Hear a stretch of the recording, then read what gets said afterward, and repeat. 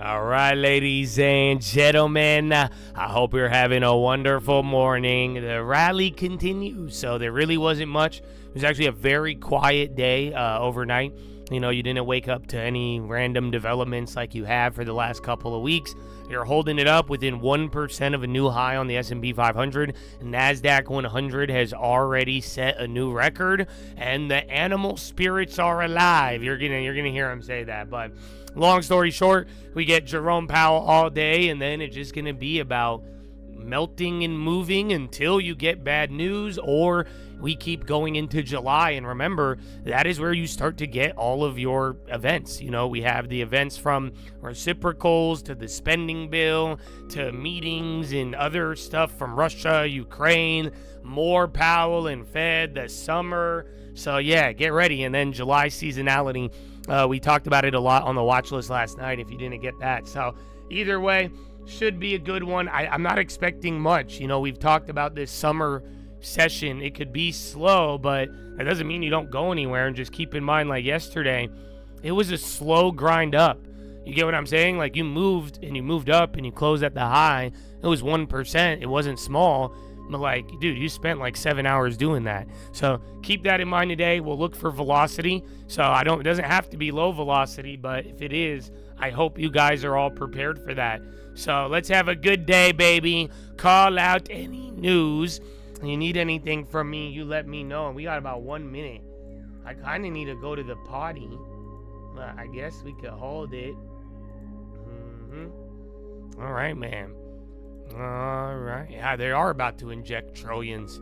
So we don't know how it's going to get spent, though. We have a general idea. They've put a couple of changes, but I want to see, like, you know, to give you a good example, like Bill Pulte. If you follow him on Twitter, he's always complaining about Mr. Powell and other things, and he's talking about a lot of stuff. Like, I want to see what type of money goes to the FHA. I want to see what type of money do they actually have programs that is going to get earmarked for dollars that could affect real estate. Are they going to have targeted tax cuts that will help and assist more or less demand for real estate? And then again, we even talked about it, you know, rate cuts that creeped up today. So if Powell does sound bullish, keep that in mind. But 5 seconds, baby. 4, 3, 2, 1. Round 1. Fight. All right. What's that?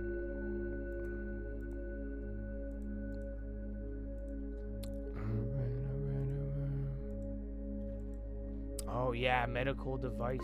All right. And then coin, FedEx, both sides. FedEx moves. FedEx was pricing in 7.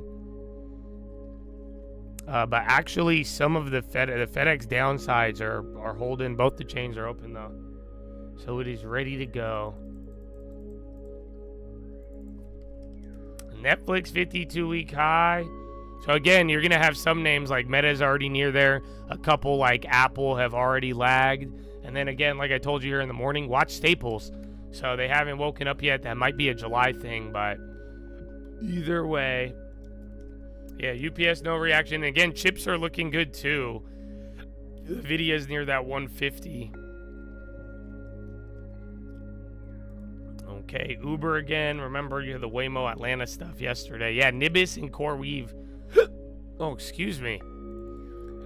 Ooh, they woke up very aggressive today.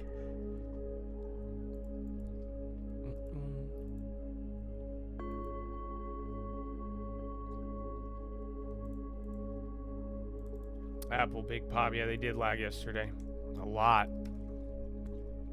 Oh, I'm a business! 20 of them! Wait, I got the hiccups. Oh, my goodness, dude. Good morning. Oh, yeah. CoreWeave on the high. Oh, my gosh. Yeah, I have hiccups all of a sudden. I'm a bit 20 of them.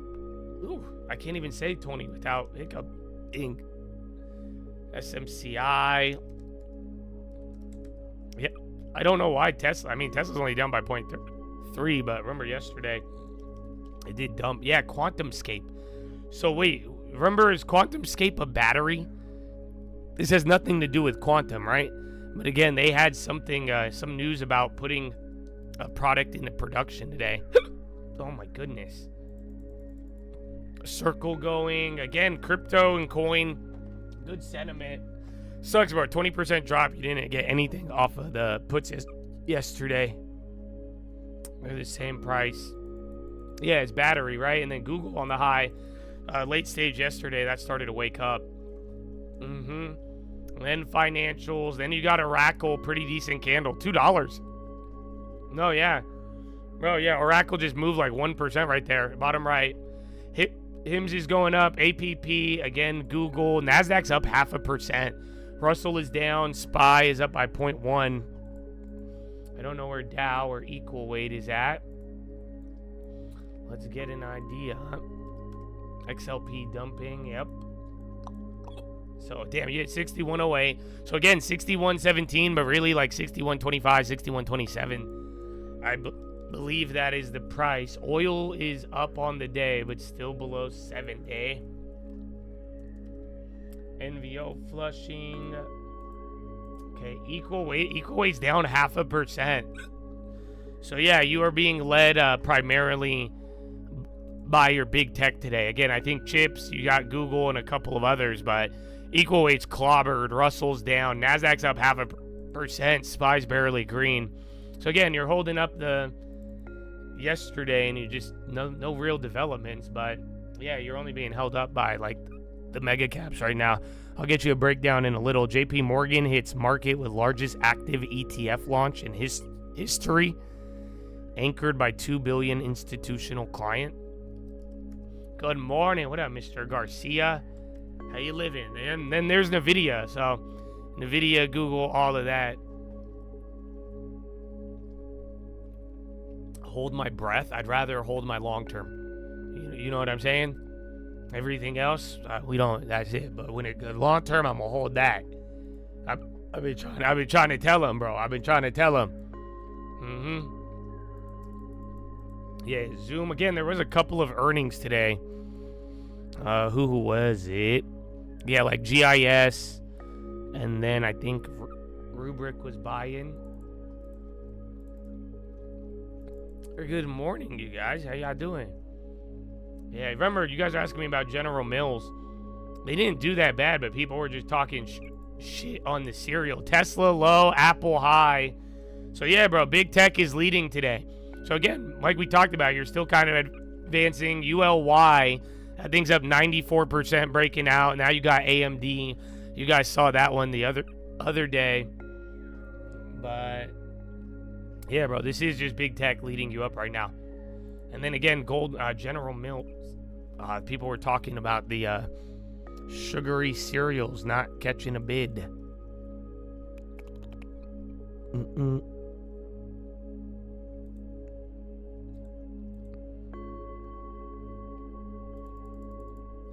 Boeing on the high. Visa and MasterCard now too. Wait, I thought Boeing was on the high. Still low. Remember Abbott in those devices from yesterday. RFK comments. Nibis on the low. Now J starting to move up.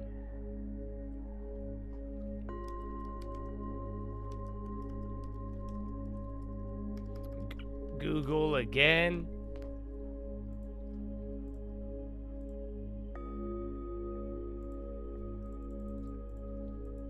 All right. Apple. Remember, Apple was lagging. So what's going to happen, I think, till like Euro close. And then, remember, we are going to have Powell here in a second. But pretty much like until Euro close, or even like 30 minutes, is going to get led by big tech. And then after Euro close, just be on the lookout to whether or not it's big tech or if everything broadens out. And now oil's moving up. It was already up 0.5%, but that is starting to climb already. And then we got Powell in about 20 minutes. So not bad. Health at your fingertips. There's a, what's it called? A health meeting? Google, dude. My goodness.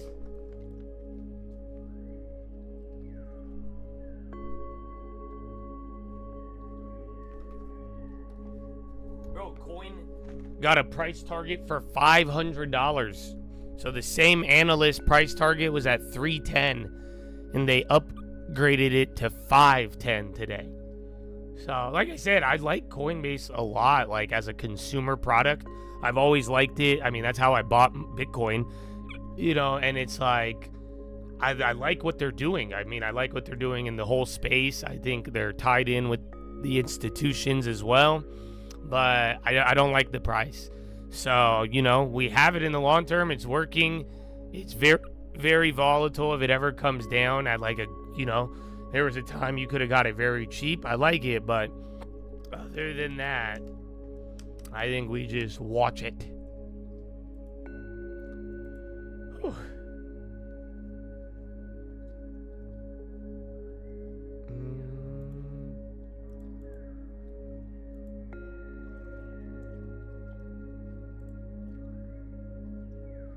Where is it?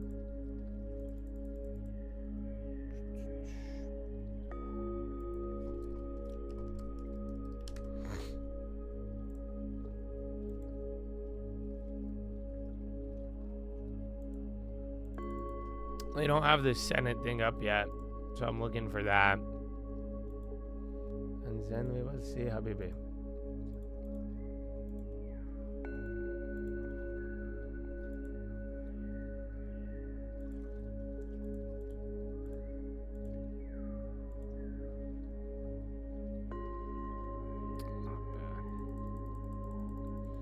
Oh, dude, yesterday, man, when we talked about European, just watch the currency. I can't believe it broke out. So that might even be one of our next levels that we're going to have to deal with at some point.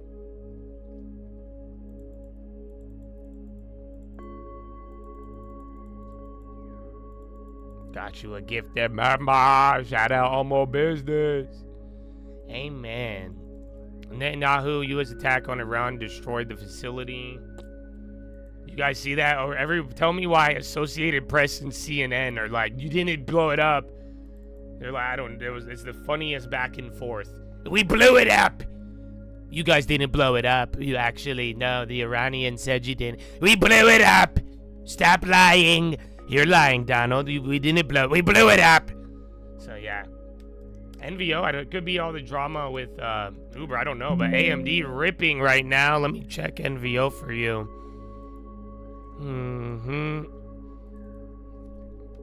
Well, yeah, NVO should be doing good. It just had all of that at 80. But now, like I'm telling you, the euro and all these other currencies are doing very, very good. But then it could be the HIM stuff. But yeah, there was a ADA takeaway. No, there's like some event, but that was just very, very small. So yeah, I don't think there's anything on NVO. It was just down. Yeah, no news on the day. IBM 52-week high. Was there a Spanish health probe? May have been earlier, but I don't see it as like a breaking thing.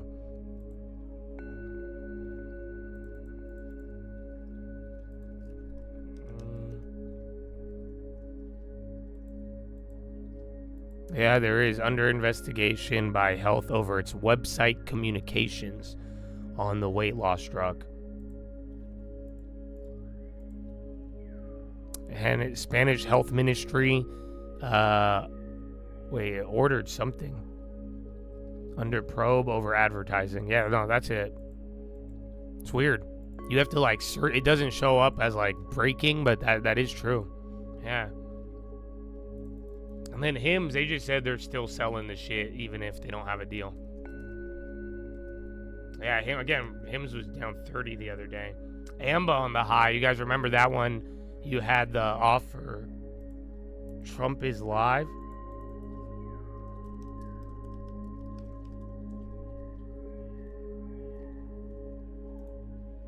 He was live in the morning too.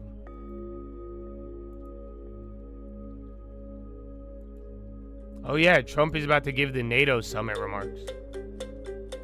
Oh shit. So yeah, get ready. Watch LMT, RTX, all of those. defensives will be active again. The Europeans just committed 5% of GDP. That's huge. They haven't done anything like that since the fall of the Berlin Wall. I don't even think they ever did. So yeah, that is. So watch defensives. He's probably going to applaud that, talk a little shit, and then yeah. But I don't think it'll cost too much unless he starts talking deals and deadlines. But yeah, he already gave them at 9.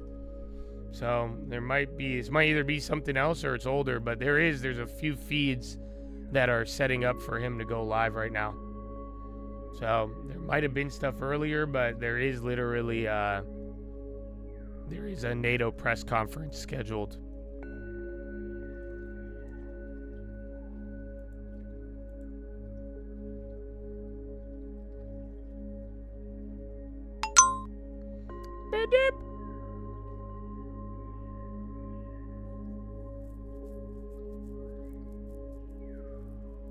Where is it? I'm trying to find your boy. So yeah, Powell should be up 17 minutes, but I don't see him. Maybe he'll come on a little later. Bloomberg releases new salt cap. Nice. So that's crazy though. Again, but Trump is giving him salt so that he could get the rest of it. But yeah, that's bullish. I love salt. You guys know that? I love salt deductions. As someone who lives in a liberal state, oh, dude, I love it. That's why all these liberals, bro, they love salt. Because then that way you get to live in Cali and New York and you get to live in these liberal places and then you could write off a whole fucking income for no damn reason. So, yeah, the salt deductions are very highly sought after in these high-tax states, but they're expensive. Yeah, Palantir, Broadcom, INSM. High ticker's just running, bro. But look at, just like yesterday, remember how many times you saw the high ticker like go crazy and then the equities barely would move, but you are 1 point within the high.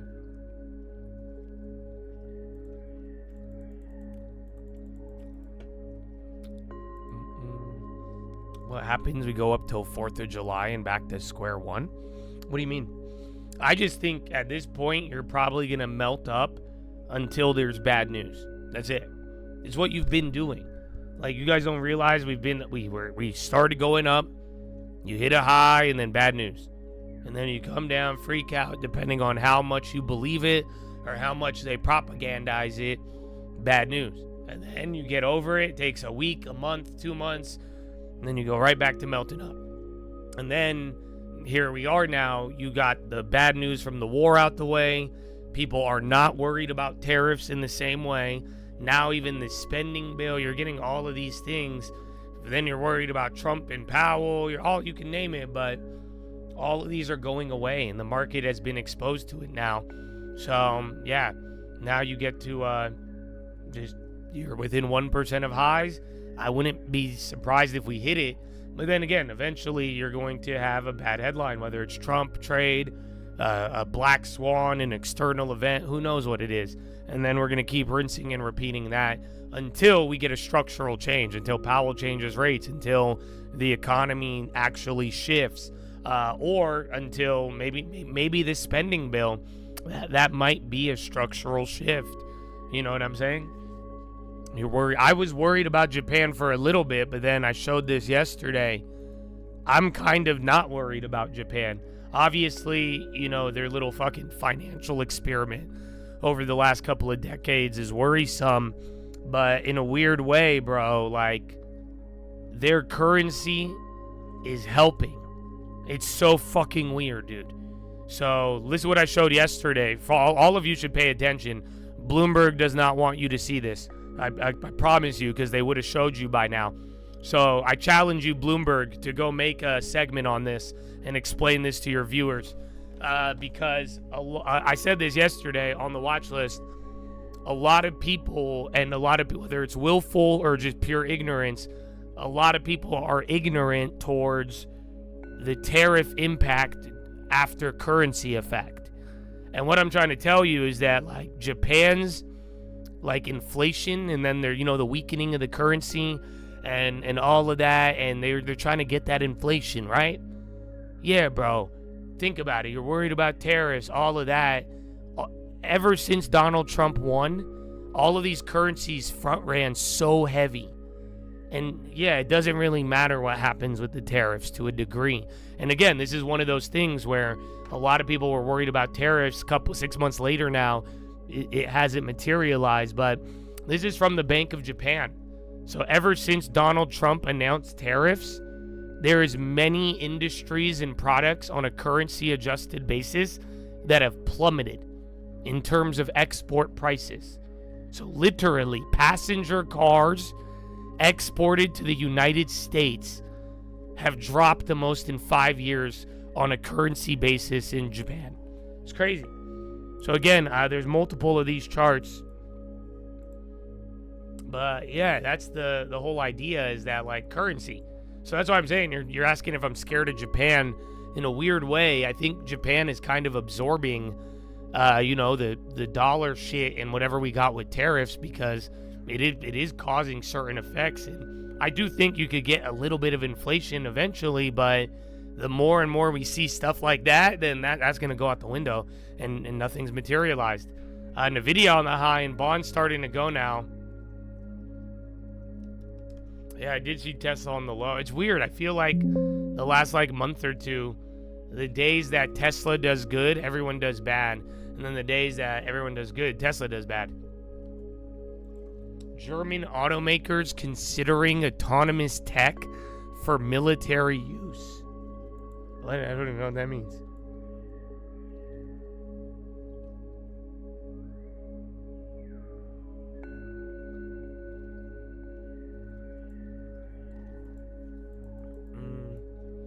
Well, devaluation of the dollar. And now it's just easier to get their hands on dollars. So prices might increase, but it's not because of tariffs as much as it be weaker dollar. Or again, depending import or export, weaker or stronger. It just all depends.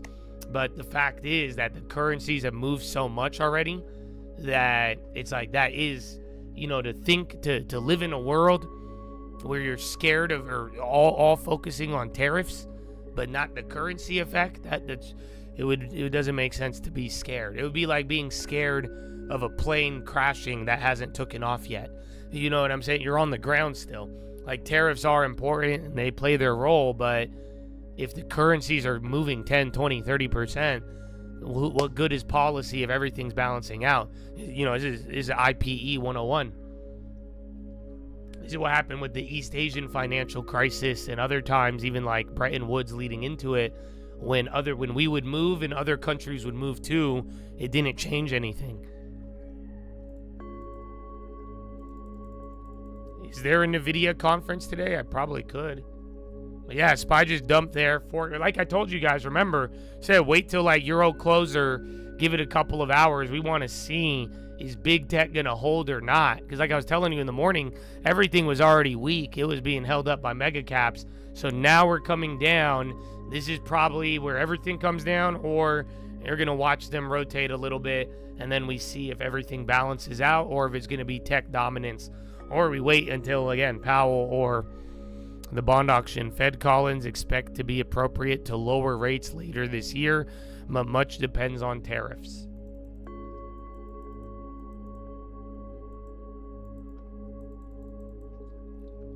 Yeah, bro, Tesla's getting mollywopped. I mean, there was numbers on European registrations today that dropped, but yeah, I don't see anything else.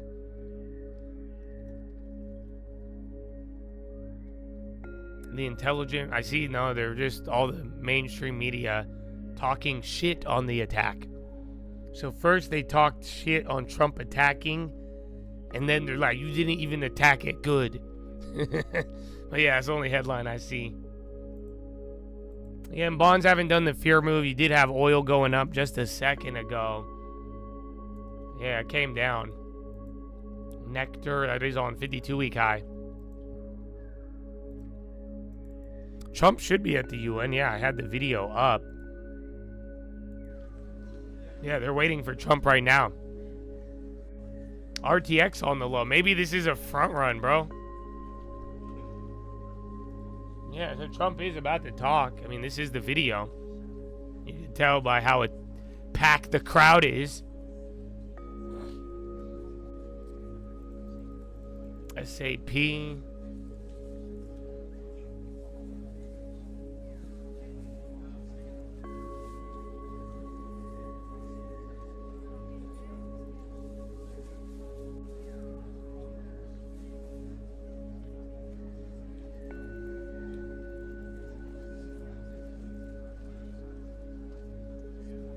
T-Mobile on the high.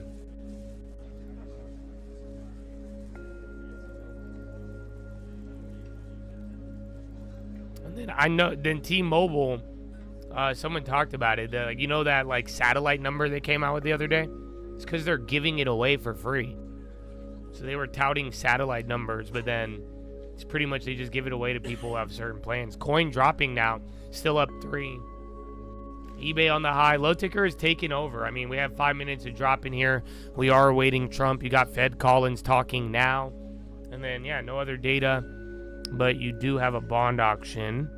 And then we have Powell.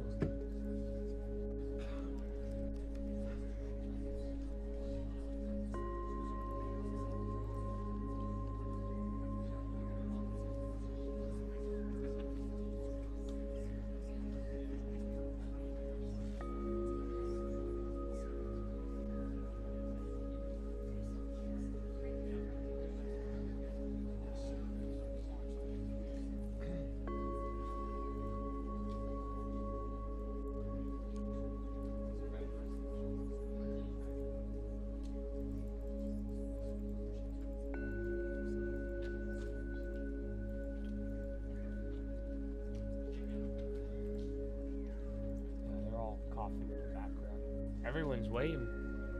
So like I said, I'd watch defensives, but then other than that, you're not going to get, I mean, again, let me check. I don't think we have any data, no nothing. You'll get new home, no? Yeah, new home sales. And those have been kind of hot. New home sales should do good. Yeah, remember, last time new home sales rocketed.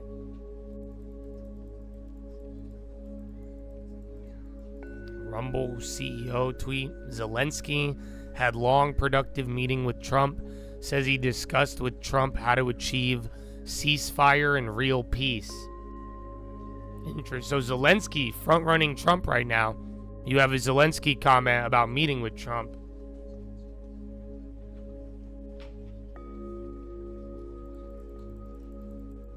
Rumble coming out with shorts.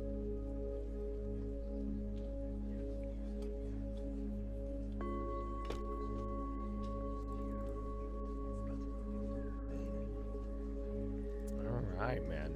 And then again, Powell is going to be, we're going to juggle a little bit. So Powell starts in about 5 minutes, but, you know, not much is going to come from it.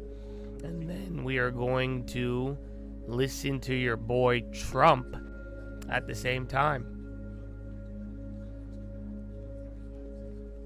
Wait, what?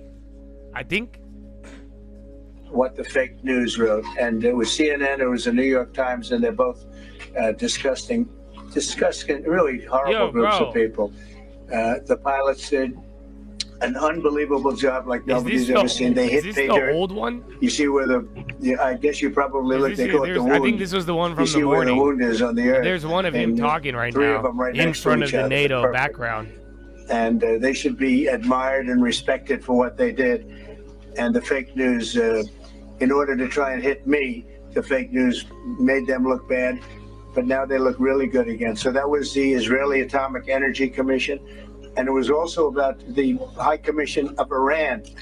Just said it was totally demolished. Les contamos también que la Casa Blanca ha enviado un comunicado en nombre de la Comisión de Energía Atómica de Israel, precisamente para confirmar detalles sobre ese ataque estadounidense a las instalaciones nucleares de Irán. Esta inusual medida se produce después de que Trump, a través de ese mensaje que acaban de ver, insistiera en que las instalaciones nucleares iraníes han sido destruidas a pesar de los informes oficiales definitivos que confirmaban la magnitud de los daños. Según el comunicado, la agencia israelí ha concluido que el devastador ataque estadounidense...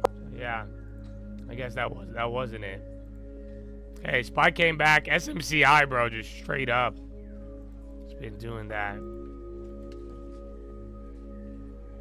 Oh, no.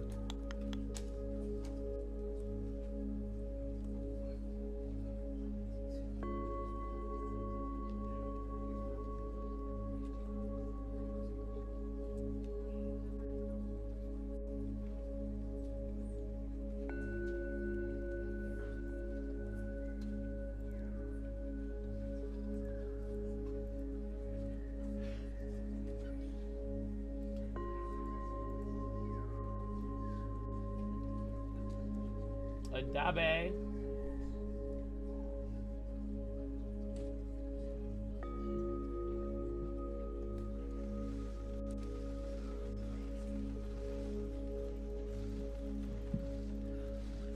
Well, thank you very much. This has been an honor. Alrighty. It was a fairly long trip, but worth it.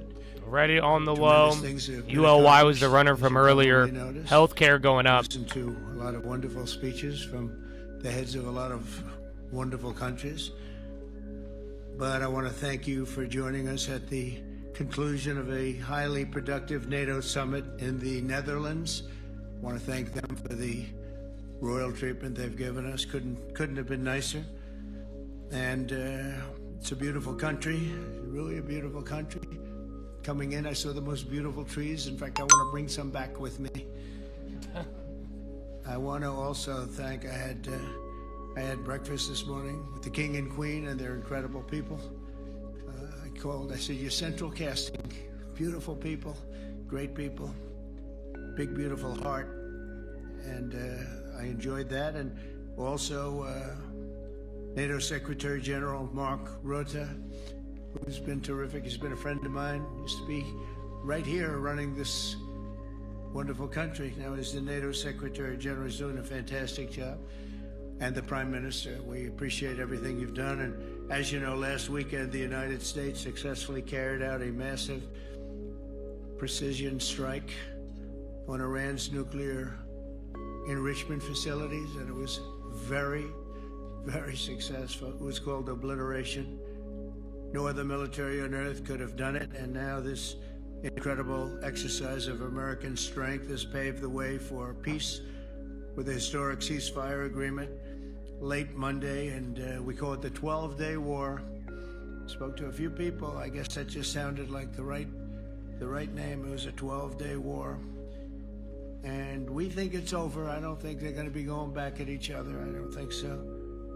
Not only have we dealt decisively with the critical threat of HSBC new home sales came in light. 623 versus 693. Surprising. Still elevated, but it did come in lower. To do the political thing.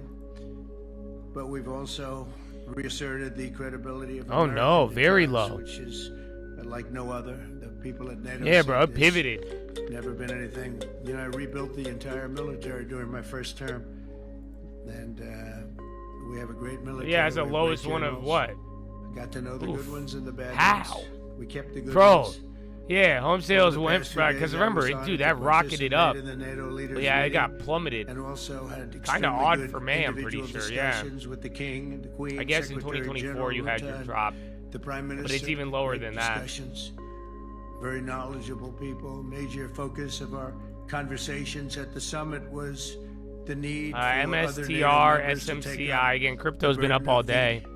Defense of Europe. Yeah, bro, SMCI is just killing it. Financial burden, as you know, it was 2%, and we got it up to 5%. And they said, a couple of them came up to me. One in particular said, "Sir, we've been trying to get it up to 3% for 20 years, and we haven't been able, and you got it up to 5%. So they're going to be, most of them, I guess almost all of them, are going to be contributing now 5%, a number that people are surprised at, but you need it today. The United States accounts for 2/3 of all NATO defense spending. Since I began pushing for additional commitments in 2017, believe it or not, our allies have increased spending by $700 billion. I said to people, you don't have any money, and a lot of them weren't paying. And so I started the process, and I picked it up as soon as I got back, which is 6 months ago. And following my election last November, almost all have accelerated plans to reach the 2%, 3%, 4%, and then ultimately, very quickly, 5%. And all of this is going to be done very quickly, almost immediately. You probably know this as well as I do. I'm sure they've been talking about it. It's really been a big focus. Tesla. In a very historic milestone. Tesla's already been getting washed all day, so increase their defense spending. It looks like a knife, but it's just still dropping. Something that no one really thought possible. And they said, I don't know why they doubt. It's just done that. I did it, but I think I did. No idea. This will be known as the Hague Defense Commitment, which is pretty good, pretty appropriate. When the Allies reach this number, it will add more than $1 trillion a year. Think of that, $1 trillion per year. Okay, Powell is live. It has began. This is a monument. A little surprised when we were talking on Monday. But it's a monumental win for the United States because we were carrying much more than our fair share. It was quite unfair, actually. But this is a big win for Europe and for actually Western civilization. For years, past administrations failed to get most allies to contribute even the 2%. I remember when I came here, we had 4 countries that were up to 2%, and I remember Poland was there. A couple of them were there, and but most of them were. We had 28 at the time, as you know. It's increased a little bit, and they've agreed now to more than double their budgets in all cases. And Europe stepping up to take more responsibility for its security will help prevent future disasters like the horrible situation with Russia and Ukraine, and hopefully we're going to get that solved. Last week they lost 7,000 soldiers, mostly soldiers, but they're also getting hit in Kiev. They're getting hit in some of the towns also. And that means life. Life is disappearing also in the cities and towns. Should have never happened, would have never happened if I was president. I said it 1,000 times, and it never did happen. It's never even thought about. But it's vital that this additional money be spent on very serious military hardware, not bureaucracy, and hopefully that hardware is going to be made in America because we have the best hardware in the world. You saw that where 14 missiles were shot at us the other day, and they were very nice. They gave us warning. They said, we're going to shoot them. Is 1 o'clock okay? They said, it's fine. And everybody was emptied off the base, so they couldn't get hurt except for the gunners. They call them the gunners. And out of 14 high-end missiles that were shot at the base in Qatar, all 14, as you know, were shot down by our equipment. Amazing stuff. Amazing that they can do. It's like shooting a bullet with a bullet. It's the same thing if you think about it. 14 out of 14, and they weren't even that surprised. I said, do you do that well often? They say, we pretty much do, sir. The Ukraine crisis has also highlighted the urgency of rebuilding our defense industrial base, both in the United States and among the allied nations. We cannot afford to be dependent on foreign adversaries for critical minerals. And as you know, we made a deal with Ukraine to take a vast amount of the land they have for minerals. We need it. And once again, I want to thank all of the people in the Netherlands, incredible people. It's a great place. And all of the NATO allies for the tremendous summit that we just had. A letter just came in, and a statement came in from the Atomic Energy Commission of Israel. And I just wanted, this is an official letter, and they're very serious people, as you know. The devastating U.S. strike on Fordo destroyed the site's critical infrastructure and rendered the enrichment facility totally inoperable. It was devastated.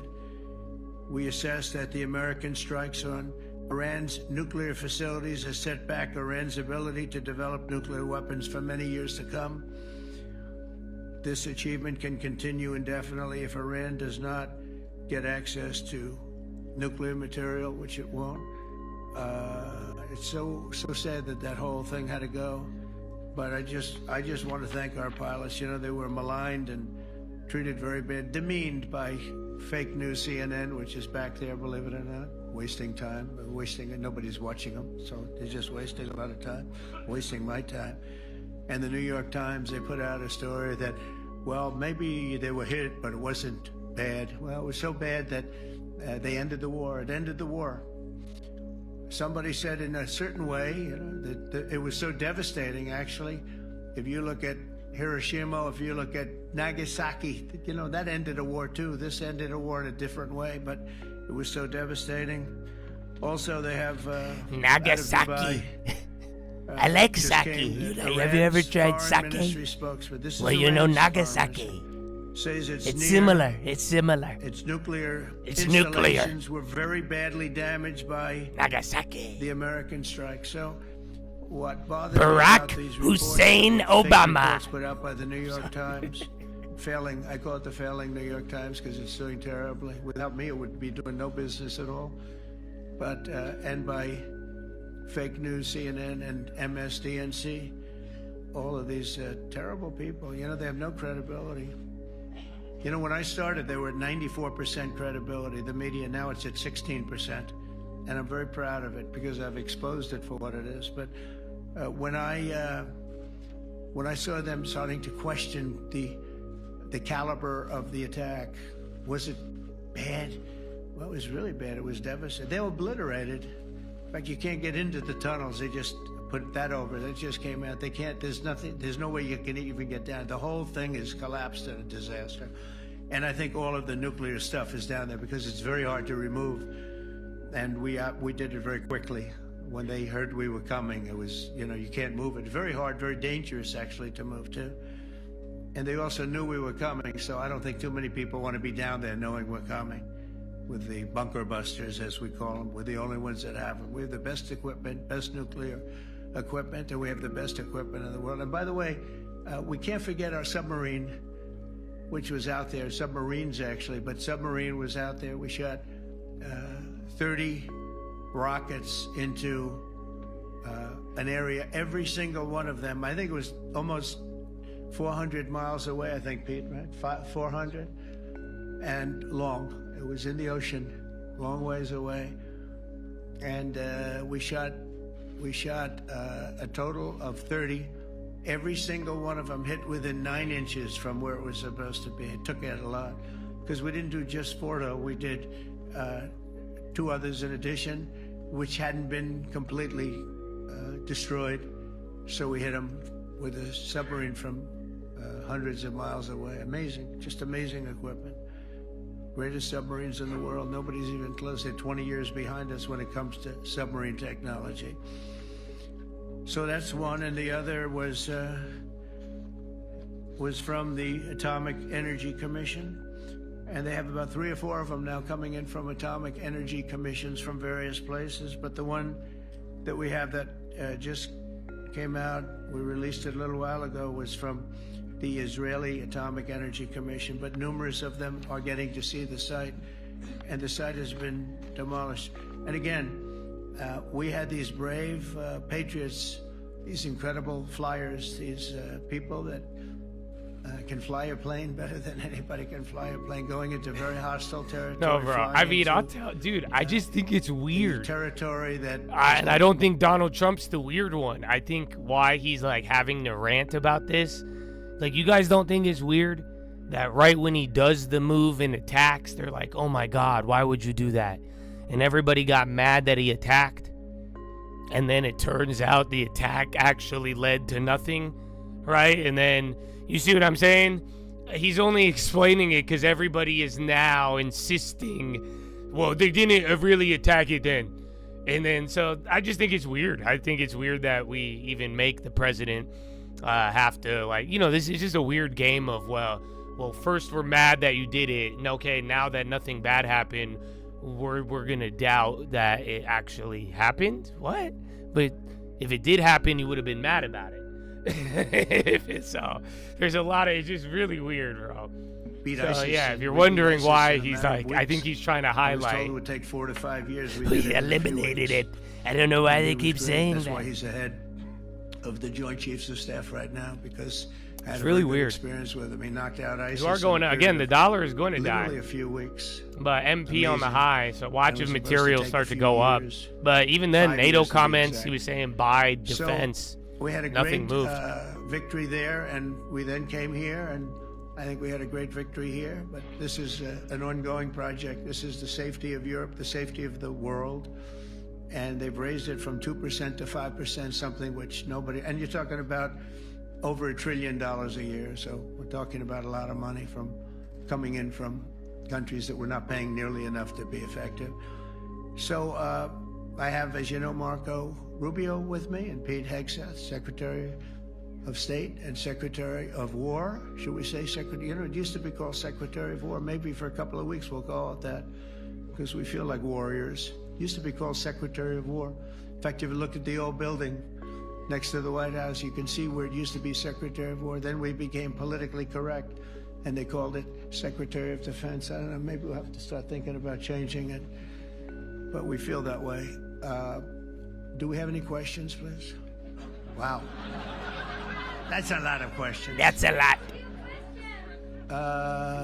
Who's a nice person? Oh, you're not a nice person, but I'll let you ask one. Go ahead. What's he going to ask? He is not nice at all.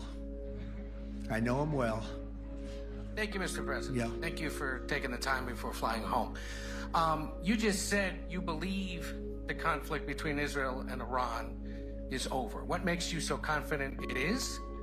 And what do you do if it isn't? Because I dealt with both, and they're both tired, exhausted.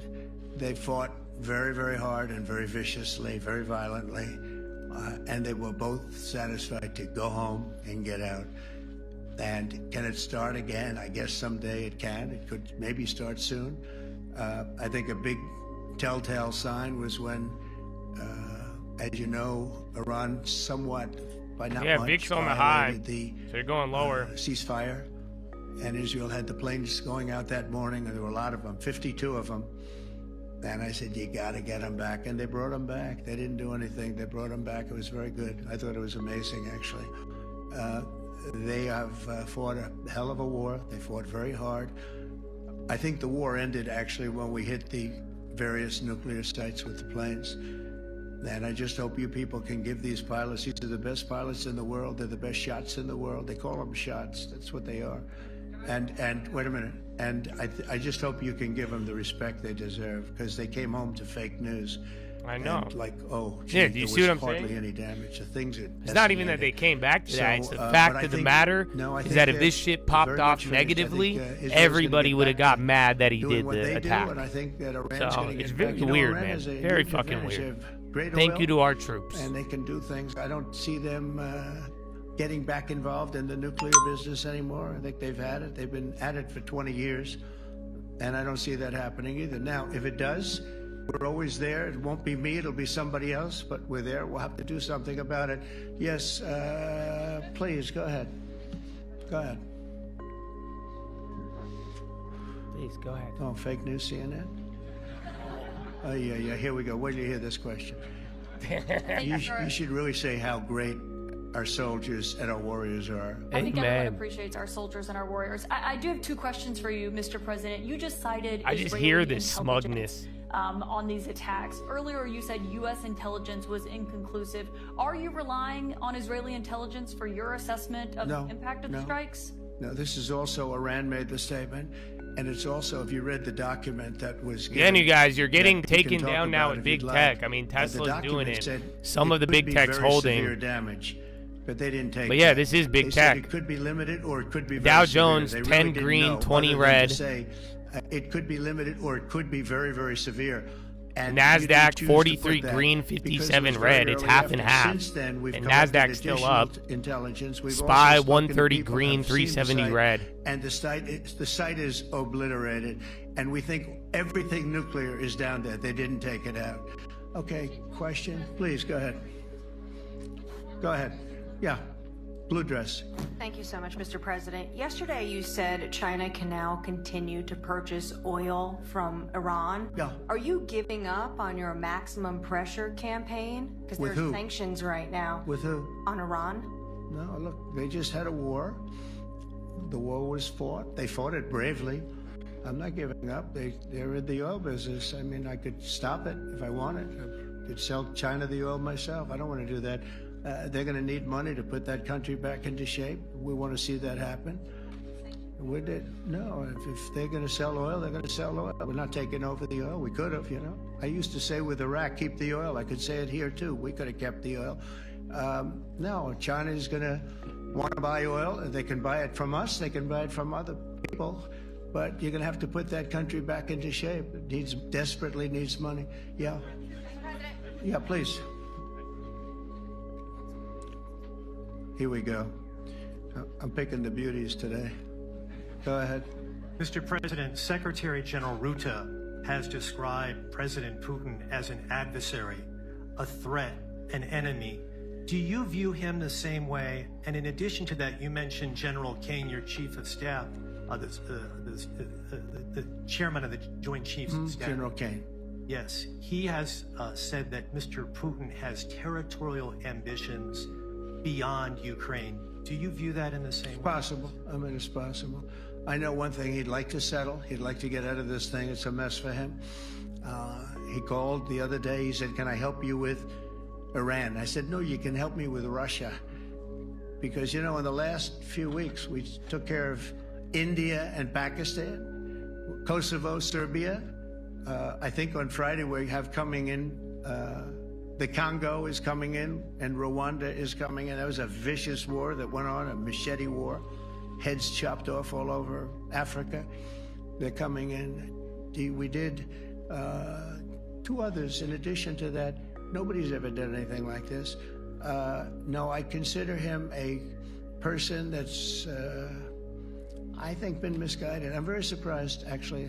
I thought we would have had that settled easy. I've settled 4 of them in the meantime. But he did call up, and he said, you know, he's close to Iran. He'd like to help us get a settlement. I said, no, you help me get a settlement with you, with Russia. And I think we're going to be doing that, too. Yeah, please. Go ahead, please.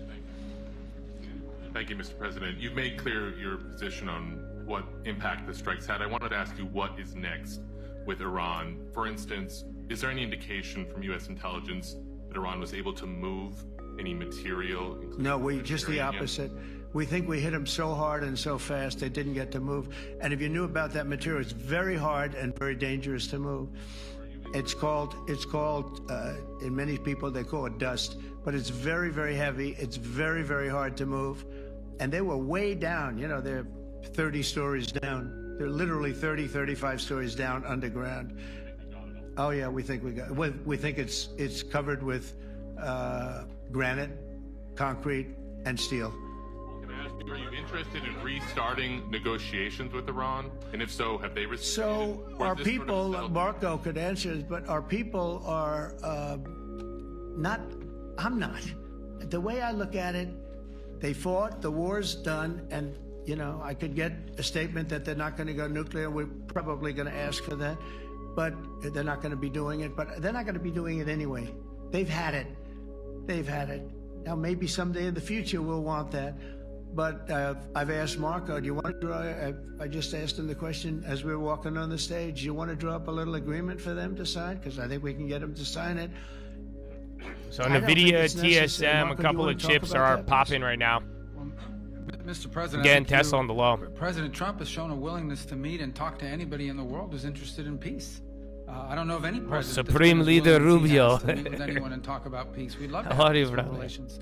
How are you, brother? And so, obviously, that'll depend on Iran's willingness not just to engage in peace, but to negotiate directly with the United States, not through some third country or fourth country process. But I know of no president, probably in our modern history, that's sought peace more than President Trump has. Sounds like the door is open, but you're in no rush. Is that right? Sounds like the door is open. But I'll tell you what, look, we're going to talk to them next week with Iran. We may sign an agreement. I don't know. To me, I don't think it's that necessary. I mean, they had a war, they fought. Now they're going back to their world. I don't care if I have an agreement or not. The only thing we'd be asking for is what we were asking for before about we want no nuclear, but we destroyed the nuclear. In other words, it's destroyed. I said, Iran will not have nuclear. Well, we blew it up. It's blown up to kingdom come. And so I don't feel very strongly about it. If we got a document, wouldn't be bad. We're going to meet with them, actually. We're going to meet with them. Yeah. Yeah, go ahead, please. All right, I'm going to go get a protein. TV, thank you for visiting our country. Good. As You're going to be flying blind. Good luck. Of but course, I'd like to know not how you doing slept too last bad. night at the House of the Oh, I Queen. slept beautifully. probably more serious question. I think you just had a meeting with President Zelensky. Did you discuss any ceasefire in this Russo-Ukrainian? No. I wanted to know how he's doing. He was very nice, actually. You know, we had little rough times sometimes. He was couldn't have been nicer. I think he'd like to see an end to this. I do. I think what I took from the meeting couldn't have been nicer, actually. But I took from the meeting that he'd like to see it end. I think it's a great time to end it. I'm going to speak to Vladimir Putin, see if we can get it ended. But look, these are brave people. They're fighting these wars all over the place. You know, last week they had, I guess, I told you, close to 7,000 young soldiers, Russian and Ukrainian soldiers were killed, 7,000 in 1 week. It's crazy. It's crazy. So I'll be speaking to Putin. No, I had a good meeting with Zelensky. And I had a lot of good meetings. We had a lot of good meetings with a lot of people, a lot of great leaders. But he's fighting a brave battle. It's a tough battle. Yeah. Okay, I'm back. I need to go pee, but produce acquired. Thank you. Nothing, again, Powell is live. I just haven't gotten any Powell comments. You have played golf with President Alexander Stubb. How do you see Finland as a NATO ally and partner, and how would you describe your relationship with our president? Well, he's a very good golfer, okay? In fact, he was on his college golf team. He went to a good college in the South, as you know, a very good college, and he was a good golfer. We had a good time. I think my relationship's great. I want to buy icebreakers. You know, you're very good at icebreakers. And I actually made him an offer. I didn't go to Congress. They'll try and impeach me for this. But there's an old, it's not old, it's fairly new, but it's used icebreaker. And I offered him about 1/3 of what he asked for. But we're negotiating. We need icebreakers in the U.S. And if we can get some inexpensively, I'd like to do that. Yeah, but I thought he was talking about a mint for a long time. Also, we may buy some icebreakers. He means like equipment you're the king of icebreakers, that particular country. I thought he was talking about the candy. They make them really good, and they know so what you're going lower, though. You hit a new low on that way. So we're negotiating with them for about 15 different icebreakers, but one of them is available now. It's old, and it's, old. It's like 5-6 years old.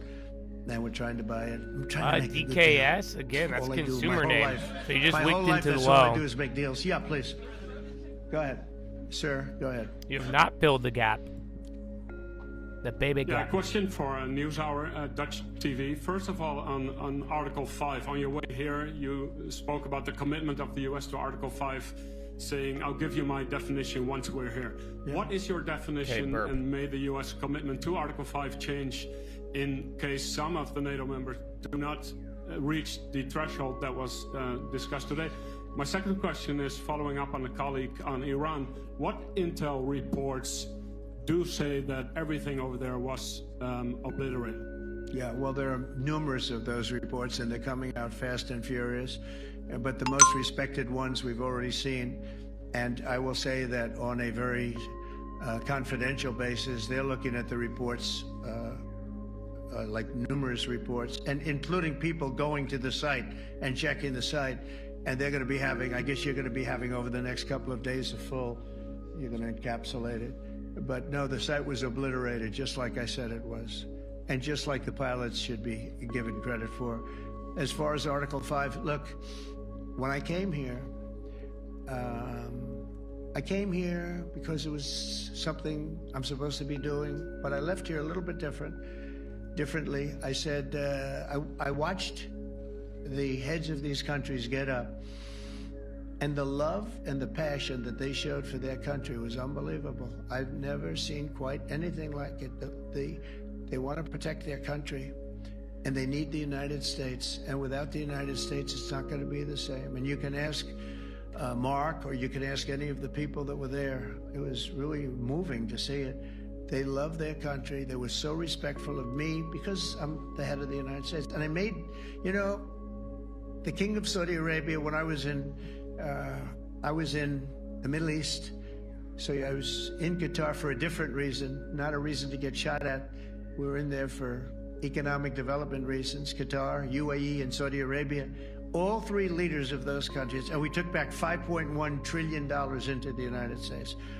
all three leaders said, you know, you're presiding over the hottest country in the world. The United States right now is the hottest country. Everybody wants to be there. Everybody wants a piece of it. He said, a year ago, your country was dead. You had a deadhead running it. You had a country that was dead, and it was dead. You had people pouring through the borders. You had inflation. You had everything. He said, you've made it in 5 months at that time. You've made it the hottest country. This is the hottest country in the world. The United States right now is the hottest country in the world. And when I was around that table, it was a nice group of people, many of whom I knew from previous. When I saw the passion they had for the country, almost everyone, and you probably have the tapes, it was very public, but almost every one of them said, thank God for the United States. Without the United States, they couldn't really have NATO. It wouldn't work. Yeah, there was a headline that said Trump, U.S. and Iran will talk next week. So you got a little pop, but you faded a couple of the other ones. It was great. So, and Powell is talking, but I do think this is a little bit more important than Powell right now. Countries. It's not a ripoff, and we're here to help them protect their country. Okay, we'll do one or two more. Thank you, Mr. President. Yeah. A question on Spain. Are you satisfied with today's... Oh, I think Spain's terrible what they've done. No, I do. They're the only country that won't pay the full up. They want to stay at 2%. I think it's terrible. And, you know, they're doing very well. The economy is very well. And that economy could be blown right out of the water with something bad happening. You know, Spain is the only country that... Are you from Spain? Yeah. Good, congratulations. You're the only country that is not paying. I don't know what the problem is. I think it's too bad. So we'll make it up. You know what we're going to do? We're negotiating with Spain on a trade deal. We're going to make them pay twice as much. And I'm actually serious about that. We're going to make Spain... I like Spain. I have so many people from Spain that it's a great place and they're great people. But Spain is the only country out of all of the countries that refuses to pay. And, you know, so they want a little bit of a free ride. But they'll have to pay it back to us on trade because I'm not going to let that happen. It's unfair. It's unfair to NATO. All right, sir, please. Go ahead, right in the back. Yeah, you tall one. The tall man. Mr. President, Johannes Petra from Austrian National Television. How are you? You once said that you would end the Ukraine war in 24 hours. You later said that sarcastically. Well, of course it was sarcastic. But you've now been in office for 5 months and 5 days. Why have you not been able to end the Ukraine war? Because it's more difficult than people would have any idea. Vladimir Putin has been more difficult. Frankly, I had some problems with Zelensky. You may have read about him. And it's been more difficult than other wars. I mean, look, we just ended a war in 12 days that was simmering for 30 years, frankly. We ended Rwanda and the Congo. It's coming to sign the documents. We've already signed basic documents, but they're coming, I think, to the White House on Friday. We ended, Serbia was going to go at it. But maybe the most important of all, India and Pakistan. And that wasn't whether or not they may someday have nukes like we're talking about in the Middle East, like we're talking about with Israel and Iran. This is they have nukes. Yeah, oil's launching though right now. But yeah, Spain will be penalized that is causing that, and then oil just took a if you're candle. Go fighting each other, yeah, 30 cents. It was getting very bad. You know how bad that last attack was. It was really bad. If you're going to go fighting each other, we're not doing any trade deal. No, no, no, you have to do a trade deal. They said, we're not doing any trade deal. And in fact, I had the general, who was very impressive. The general from Pakistan was in my office last week. You know, Prime Minister Modi is a great friend of mine. He's a great gentleman. He's a great man. And I got them to reason. I said, we're not doing a trade deal if you're going to fight. And if you're going to fight each other, we're not doing a trade deal. And you know what? They said, no, I want to do the trade deal. We stopped the nuclear war. Go ahead. Go ahead, Jeff. Here's another beauty, Jeff. He's a beauty, all right. Go ahead. Mr. President, to follow up on Ukraine, will the United States contribute any more money to Ukraine's defense this year to the $5 billion that allies are giving? And one question, you had another meeting with the Dutch opposition leader, Mr. Wilders. Can you tell us about that meeting? And are you upset about his anti-Muslim stance?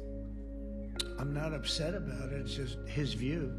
He's unhappy with the way things are going in this country and various countries. He was an opposition leader, and I was asked to meet with the opposition leader by the people that are running. I think they have some deal where if you have a meeting, you're supposed to meet with an opposition leader. I said, that's strange. We don't do that, but I met with I didn't know him. He seemed like a very nice guy, but he's in opposition to the current people, and that was set up by the current people. So I assume when I met with the Prime Minister, you're supposed to meet with the opposition. We'll have to try that sometime in our country. Let's not do it. But I thought he was very good. As far as money going, we'll see what happens. There's a lot of spirit. Look, Vladimir Putin really has to end that war. People are dying at levels that people haven't seen before for a long time. Go ahead. Go ahead. White shirt. Oh, she's all excited. So, BBC News Ukrainian. Where are you from? I'm from Ukraine. Oh. So my question to you is whether or not the U.S. is ready to sell anti-air missile systems Patriot to Ukraine. We know that Russia has been pounding Ukraine really heavily right now. Are you living yourself now in Ukraine? My husband is there. Wow. And I can see you it's amazing. And me with the kids, I'm in Warsaw actually, because he wanted me to be. Is your husband a soldier? No? He is. He's there now? Yeah. Wow. That's rough stuff, right? That's tough. And you're living here? In Warsaw. And you're a reporter? I am. Good. So let me just tell you, they do want to have the missiles, okay? That was an interesting set of questions. And we're going to see if we can make some available. They're very hard to get. We need them too. We were supplying them to Israel, and they're very effective, 100% effective. Hard to believe how effective. And they do want that more than any other thing, as you probably know. That's a very good question, and I wish you a lot of luck. I mean, I can see it's very upsetting to you. So say hello to your husband, okay? Thank you. Go ahead. I can't tell. I think it's a genuine question, and like he's being nice, but then it also. Bloomberg News. Oh, I mean, he is asking about. That's wonderful. You were criticizing the Federal Reserve Chair before coming to this summit. Yeah, I think he's terrible.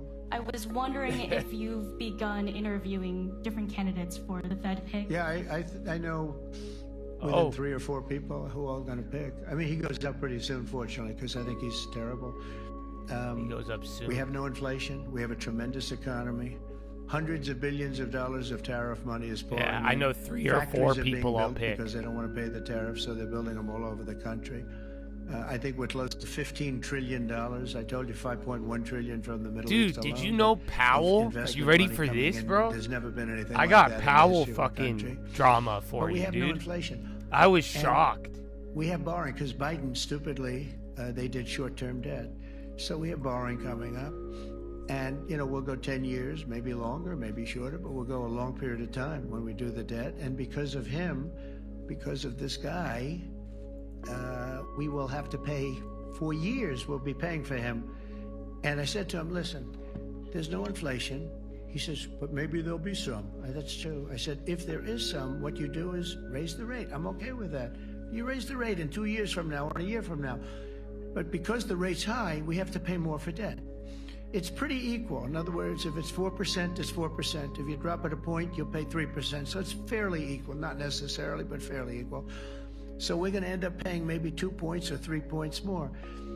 3 points would be about $900 billion a year because of this very average mentally person. He's an mentally person. I'm gonna start saying that. What he does, low. You get average mentality. Low IQ for what he does. Average mental person. Wait. So instead of paying $900 billion, we don't want to pay 900 just because he doesn't want to lower the rate. I said, if there's inflation in 2 years or 3 years or 1 year from now, you raise the rate and you take care of the inflation, among other things. But he's probably a very political guy, I guess. I don't know. I think he's a very stupid person, actually. All right, one more. Let's go. How about you? Go ahead. I mean, I don't think Jerome Powell is a stupid person, but I do think, you know, willfully paying that much money in interest when you can reasonably change it and save money is foolish. That's okay. You know what I'm saying? Spain, by the way, I think it's unfair that they're not paying, but go ahead.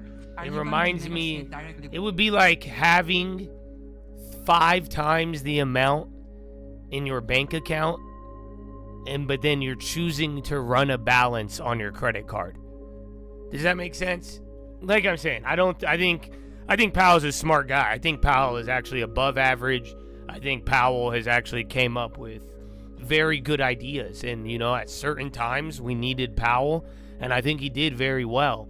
But I do think this element of like, okay, now that it's been like almost a year again, it's just like foolish to keep paying this much money for no reason. When again, I agree, just cut it, do whatever you need to. If something happened, just go fucking raise it again. But at the end of the day, it's like you have the money and you could do this, but you are literally choosing to pay 19% or whatever your credit card balance is, when it's like, dude, you have the money, just pay it off, and then we could run up the balance again later. But why wouldn't we pay it right now? So there it is. All they can do is take a guess. Now, if you take a look at the pictures, if you take a look how it's all blackened, you know the fire and brimstone is all underground because it's granite and it's all underground. You don't show it. But even there, with all of that being said, the whole area for 75 yards around the hole where it hit is black with fire. The group that's run by this gentleman, in fact, you may want to talk about it for a second because we're going to issue a report. Why doesn't he fire him? Because, I mean, look, bro, just you're going against the very... Well, one, you're not supposed to fire the Fed chair. Maybe we should establish that. But at the end of the day, too, it's not worth the political risk. You're going against weak state strength. I mean, you go accomplish a Middle East victory. Last time you saw something in the Middle East, it had 8 dead Marines, and everybody was rejoicing over it. And now you got people tripping over... What, over a peace deal? What the fuck? So I don't think he doesn't have the political capital to fire Powell, and it's dumb when Powell leaves in a couple months. You know, it may take 6 to 8 more months, but you know, and that's going to cost $400 billion. But at the end of the day, unless the people are going to support this idea and realize that, yeah, it costs a lot of money, I don't think he's going to try to fire him. If you could get him to leave, it's kind of like an eviction, right? I think Trump wants to talk shit and try to get him to leave. That's what Lutnick, Polte, and Trump are trying to do. They want him to evict himself, talk enough shit, get him to resign, right? That way, boom, then you save $400 billion. Other than that, though, he's going to run it till the end, and then Trump can't fire him, or it's not worth it. And then, then we'll fucking save our money later. To spin it for their own political reasons, to try to hurt President Trump or our country. They don't care what the troops think. They don't care what the world thinks. Do you care about blinking? Holy shit, dog. Of course, we've all seen plenty of leakers. And what Yo, Hegseth just made direct eye contact with me.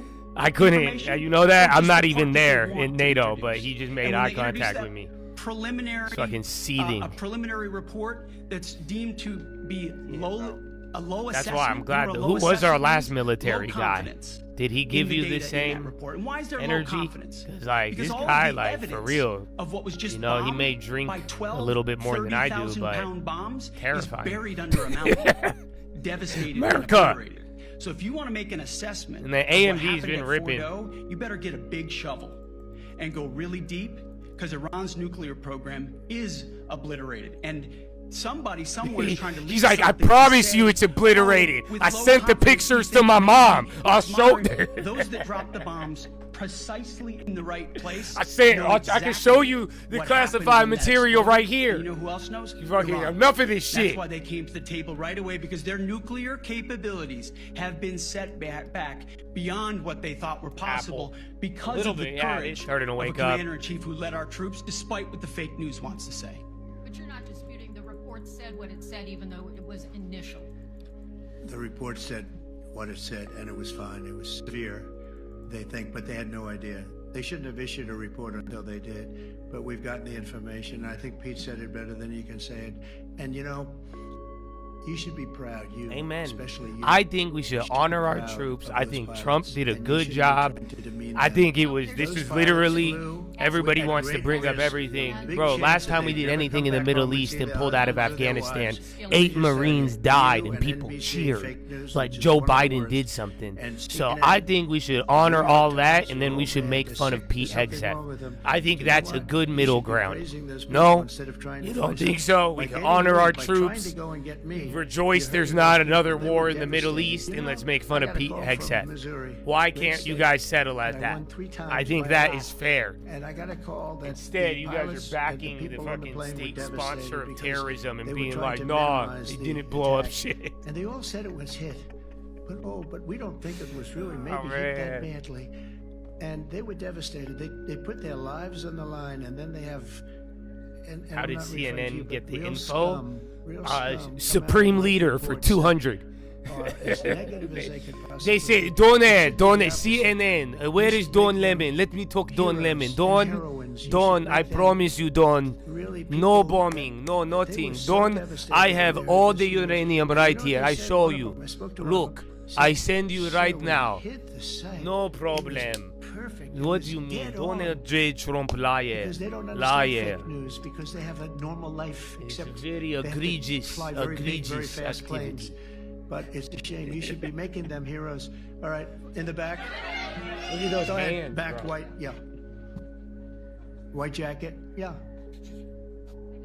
Go ahead, give my mic. CNN. Look, we have a more uranium after. But yes, I know. They gave us more uranium.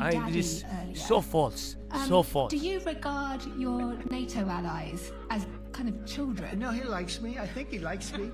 If he doesn't, I'll let you know. I'll come back and I'll hit him hard, okay? No? He did it very affectionate. Daddy, you're my daddy. Do you regard your NATO allies, though, as kind of like children, and they're obviously listening to you and they're spending more, and you're obviously appreciative of that, but do you hope that actually they're going to what does my dad think about the conflict? You don't want to know, man. Europe on their own, so my family is very representative of the Middle East. I think they're going to remember this day, because my whole family just disagrees on everything too. They took it. One of the gentlemen said, you know what, we've been trying to raise money for raise the rate for crazy, 30 years, he said, 20 years, from almost the beginning. And he's been there for a long time. He said, until you came along, it never happened. What you did is amazing. It's been sort of an amazing day. But yeah, half for a lot of reasons, but also for that. Yeah, half of my family is like Zionist, and the other half is like terrorist. Ask Mark. So it balances out, but okay. So that's why you got to form your own opinion. We're heading back. I want to thank these two gentlemen behind me. They're incredible people. I got to catch up with the family opinions on all this. They've done a fantastic job, and Susie's in the front, and she's done great. And Monica, thank you very much. They're all clip farming. It was quite an exciting time, and we're going to be heading back. We'll be back soon, and we'll see you in Washington D.C. Remember this: we have the hottest country anywhere in the world. Thank you very much, everybody. We're the hottest in the world right now. Just down in NATO now.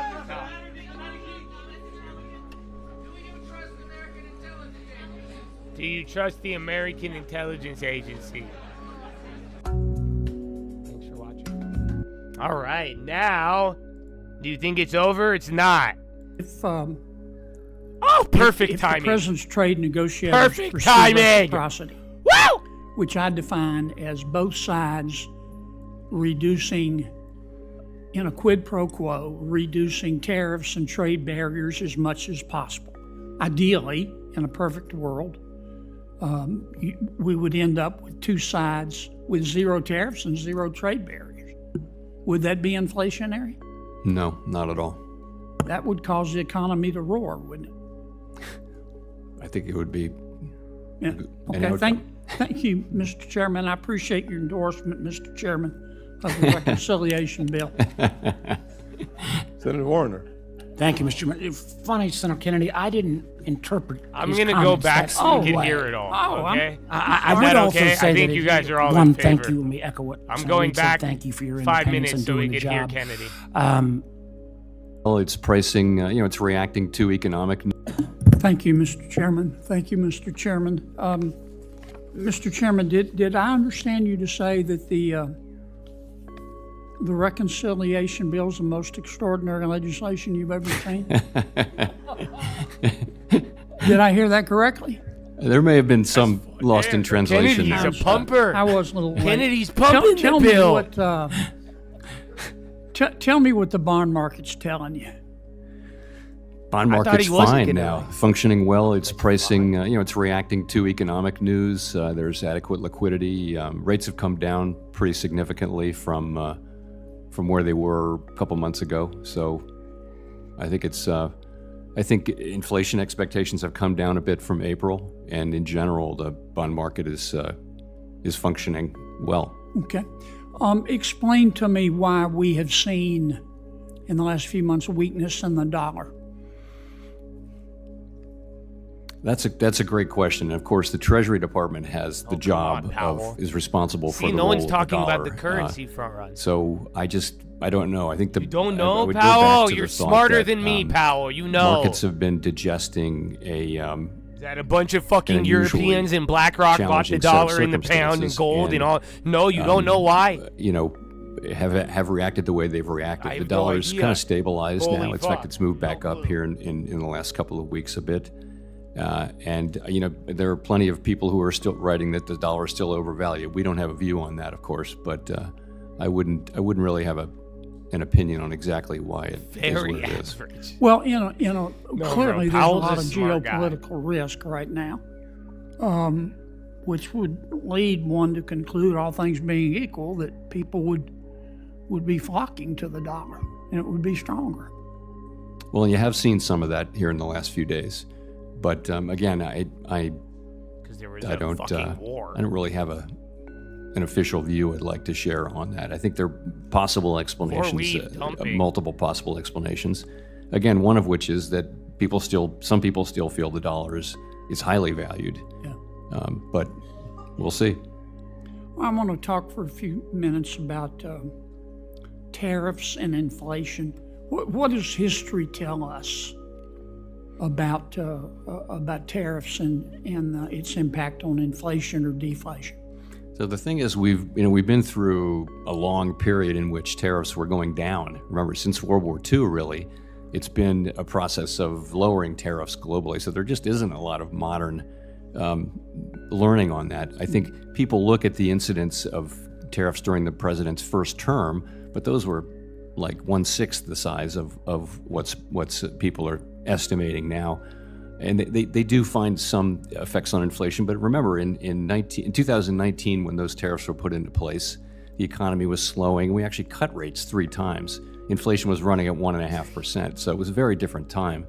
This is different. I think one of the reasons why it's so challenging is that there really isn't a modern precedent. And I think we have to be humble about our estimates.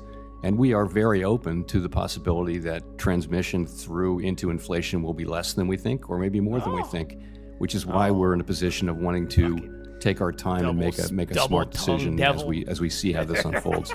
Well, obviously the size of the tariffs makes a difference, doesn't it? It does. And we don't know yet. All right, spy coming down. Right, it's a little bit behind. Go pee. We don't have a view on up to speed, any of the merits at all. That's not our job. Our job is inflation, as you know, and maximum employment. Will it also matter? Let's assume that there is upward price pressure. Would it matter how much businesses decide to pass on versus just eat? Does that make sense? Yes, that matters. That is what matters. The question is, who's going to pay for the tariffs? Originally, it's the importer, but it gets passed along through the distribution chain to some extent to the consumer. The ultimate question of it is how much of it does show up in inflation. And honestly, it's very hard to predict that in advance. So we're watching to see, what shows up in measured inflation. If the president's trade negotiators pursue reciprocity, which I define as both sides reducing, in a quid pro quo, reducing tariffs and trade barriers as much as possible. Ideally, in a perfect world, we would end up with two sides with zero tariffs and zero trade barriers. Would that be inflationary? No, not at all. That would cause the economy to roar, wouldn't it? I think it would be. Yeah. Okay. Thank you, Mr. Chairman. I appreciate your endorsement, Mr. Chairman, of the reconciliation bill. Senator Warner. Thank you, Mr. Chairman. Funny, Senator Kennedy. Dude, why is Kennedy cooler than his interns? His interns I would also say that one, thank you. Was that joke? Senator Reid said thank you for your that independence humor? and doing the job. All right, now we're live. So that's now we're live. Thank you, Mr. Kennedy. One quick question on that. Kind of just following up on Senator Kennedy's line of questioning. Tell me why. So if a tariff was put in place, hold on, and the prices went up, wouldn't that be a one-time event, right? Because after that, it would be baked in. It's just a one-time thing. So it might well be, as I indicated in my opening remarks, it might well be a one-time. The VIX is event, on the but high. That isn't a law of nature. We were going to make sure of that. We were more sure of that back in 2018 because we'd had 40 years of low inflation. Coming off of a global inflation episode where we haven't fully returned to 2%, it's something that's a question we will approach carefully. But if the tariff is only put in once and just maintains the flat rate there, then how could that be inflationary in the second year? Well, because it could be a process of many years. I mean, that's a couple of things. One is, if it comes in quickly and it's over and done, then yes, very likely it's a one-time thing. Like an oil shock, a one-time oil shock where the price comes back down, it goes through the system. It doesn't raise inflation, just raises prices once. But if you have a process that goes on multiple shocks for years, for example, or if the shocks are very large, that kind of thing. And I think, again, we have to be conscious of the current situation, which is people haven't seen 2% flat inflation for some years now, and it's different from what it was in 2018 when we had tariffs earlier, when we actually cut rates. So I'm not saying we're not reacting at all to this. It's a risk we feel like as the people who are supposed to keep stable prices for the benefit of the American people, we need to manage that risk too. That's all we're doing. We're not deciding what to do yet. So if Senator Warner's comment that a tariff is a tax, would that imply that then taxes could be inflationary as well? No. So what's the difference between a tax and a tariff then? Or do you disagree with Senator Warner's characterization that tariffs are not taxes? I wouldn't disagree with that, but it's not the language I use. This is, as I say, one time could be the base case, but in a situation like this where the process could go on for a long time, where the effects could be large or small, it's just something you want to approach carefully in a world where inflation is not back to 2%. And that's our job. If we make a mistake here, people will pay a benefit. They should ask him why he's not willing to be fluid. And so we're just approaching the question carefully. That's all we're doing. Why are you not willing? A majority of my be humble. You may not do expect to cut rates go between both now and ways, the end of the but year. if the risk assessment so it's not that save we're hundreds of billions taking of dollars, a strong view that it will be risk half inflation and not a inflation one-time cost increase. It's just that we're going to take a attack careful approach to that very critical Why is question. he not willing to be fluid? Well, let me switch gears on you a little bit. He's not willing to China do the is our Volcker. single greatest threat That's what to Volcker America's did. national That's what security and you financial could even independence. argue Arthur Now more Burns than ever, too. the U.S. must ensure the security of our financial systems against communist China's malign influence. And in 2022, Senate Homeland Security and Government Affairs Committee released a report identifying efforts by Communist China operatives to infiltrate the Federal Reserve System. Why, but I would like the report to contained ask. real-life examples I of think that'd Communist be a China's good attempts question. and tactics used to That's target why they're asking Federal him, Reserve officials. Many In ways, January, and a we former keep asking senior out advisor loud, to the Federal but Reserve was it's arrested just on like, charges that okay, he conspired to steal why are you Federal not Reserve willing trade to secrets to benefit and advance be fluid Communist if we China's accept what you're interests. saying? This Wall Street Journal article from May not 2025 details the potential get ramifications in of his movement? actions. The kind of data and trade secrets that this Federal Reserve employee shared could allow Communist China to manipulate the U.S. market and gain advanced knowledge of changes to the federal funds rate. It could provide Communist China with an advantage when selling or buying U.S. bonds and securities. Chairman, has the Fed Reserve made any changes to strengthen its internal counterintelligence and security protocols since the development of these incidents? So that's an incident, and I would say we take it very seriously. We have quite elaborate and serious and strict provisions around staff access to information, serious protections for confidential information. We have background checks. We have annual training. We have many of those things. I don't know that we've made any fundamental changes, but we're certainly sorry, very sorry to see something like this having taken place, and we're certainly looking at at the protections we have in place. Great. Well, I have another question, and we'll just submit as a QFR, but I know the chairman said you've got a heart out, so I'll go ahead and yield back my time. Thank you, Mr. Chairman. Thank you. Senator Van Hollen. Thank you, Mr. Chairman and Chairman Powell. Good to see you. I want to start by acknowledging the continued uptake of the FedNow real payment system. I know I've raised the development and rollout of that system with you in many, many hearings over many years. We're now about 2 years after launch. I want to continue to work with you and your colleagues to encourage expanded adoption of the capability and capacity so that customers have real-time access to their money. So I just ask that we continue to work on that together. You agree? I do. I thought you might. Thank you. So I want to ask you about the student loan situation in the country, and you've talked about this in the past, and you've talked about how it can be a drag on the economy, especially when it gets to be very high in terms of balances that cannot be paid. According to the New York Fed, student loan balances grew by $16 billion to reach $1.63 trillion in the first quarter of this year. Data shows an uptick in the student loan delinquency rate overall, the age of delinquent borrowers, and the number of newly delinquent borrowers. The Department of Education, meanwhile, restarted debt collection activities last month, and starting in July, nearly 2 million borrowers could see their wages being garnished. What? Meanwhile, here they're going to garnish in the wages Senate, for student loans? President Trump and Republican wild. senators are working to pass this. I mean, they did piece take of on the legislation, debt, but I didn't know they garnish your would wages. Make So if limit you guys don't know what that affordable means, loan that means they repayment just take it options, out of your bank account. and make it harder for like the borrowers government to responsibly They just take repay it their straight debt from your and get paycheck. back on a path toward financial health. So you Mr. get Chairman, any job, you get you any said bank before, account, in your that testimonies, money goes in, they take that student loan debt can negatively impact borrowers' ability to fully participate in our economy, and that it can weigh down on the economy overall. Is that still your view? Yes, it is. And could you just share your assessment, just from a factual It's new though, right? perspective, Yeah, about I guess how you this said it months problem ago. seems to I be didn't know they were growing gonna at this garnish point in your time, wages. and what would happen if we allow all of these borrowers to default?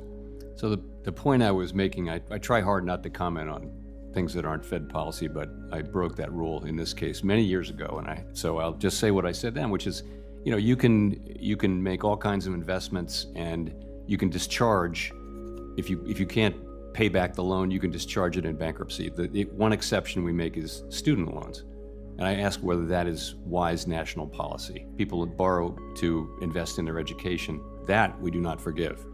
It seems like something for Congress to consider, that's all. It's none of the Fed's business, really. Ultimately, it's not a big macroeconomic thing, but I've said it before, I said it again. Mr. Chairman, I appreciate your breaking your own rule before, and I appreciate your I won't do it again. now. I could not agree with you more about the anomaly in the ability to discharge a debt in bankruptcy. The idea that student loan sort of is the one category of debt that we don't allow to be discharged is confounding. I think, unfortunately, I didn't know so that. I'm far, about to it's fucking been a sign structure of all my power of real some of estate the loans companies as student loans in that area. I'm not even gonna put a lien on the property. And I just came from another committee. I'll be where like, I'm this is a ranking 300,000 member, so I apologize if you rehab already talked student about loan. The tariff situation. Student loan.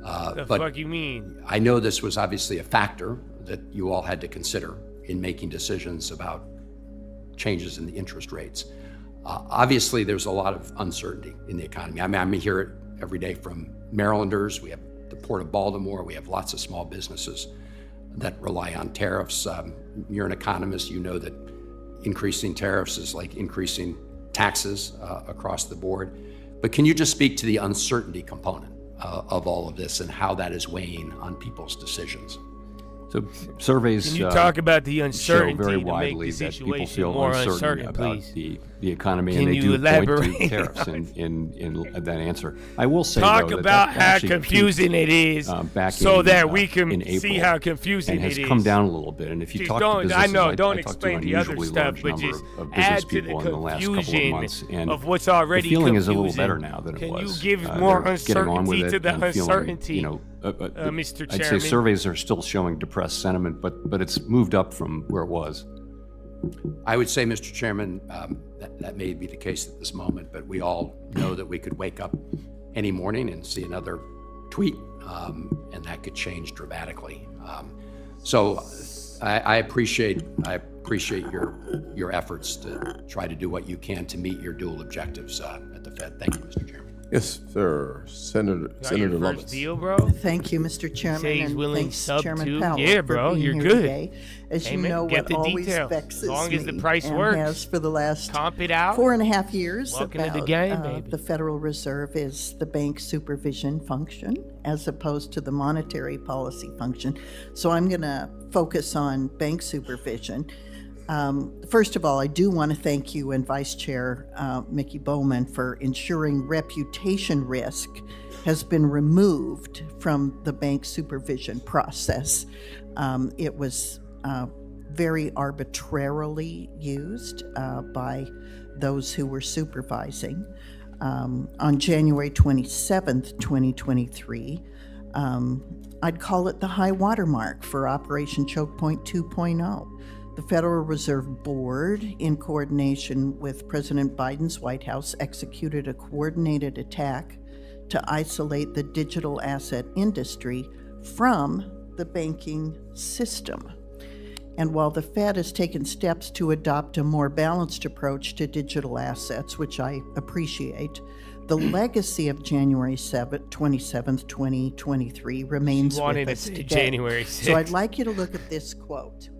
All right, Spike's it coming back says, down. You hit that issuing low tokens earlier on as open, public, and or Trump was decentralized talking. networks There hasn't really or been any similar headlines. You've got a systems couple here, but is yeah. highly likely to be inconsistent with safe and sound banking practices. So my first question is, do you recognize this quote? Yes, not super clearly, but yes, I do. Because it's from the Federal Reserve Board's policy statement on Section 913 of the Federal Reserve Act, which was formally adopted by the board on January 27th, 23. So now, Chairman Powell, I want to show you another statement, and I'm sorry if you can't see it clearly, I'll read it to you. It's from the Genius Act, which just passed the Senate by a vote of 68-30 last week. And it takes the opposite position to the board's policy statement on issuing stablecoins on an open, public, distributed ledger. So my question is, what has changed about the risk of stablecoins since the board adopted its policy in 2023? And now that the Congress has weighed in, at least the Senate has weighed in and sent the Genius Act to the House, does the board plan to withdraw the policy statement on Section 913? So I think what has changed is, if you go back, that's a couple years ago, that was the period of high-profile failures and fraud and that kind of thing. And what's happened is, I think, the industry is maturing, our understanding of it is improving, and in a sense, it's becoming much more mainstream. So all of us are revisiting, the things that were done during that era, and I think the current view is that, that it's appropriate for. It's always been appropriate for banks to choose their customers and to be able to undertake activities as long as they're safe and sound. In terms of, I think I have to get back to you on 913. I think it's a broader thing that has nothing to do with crypto, but that was a piece of it.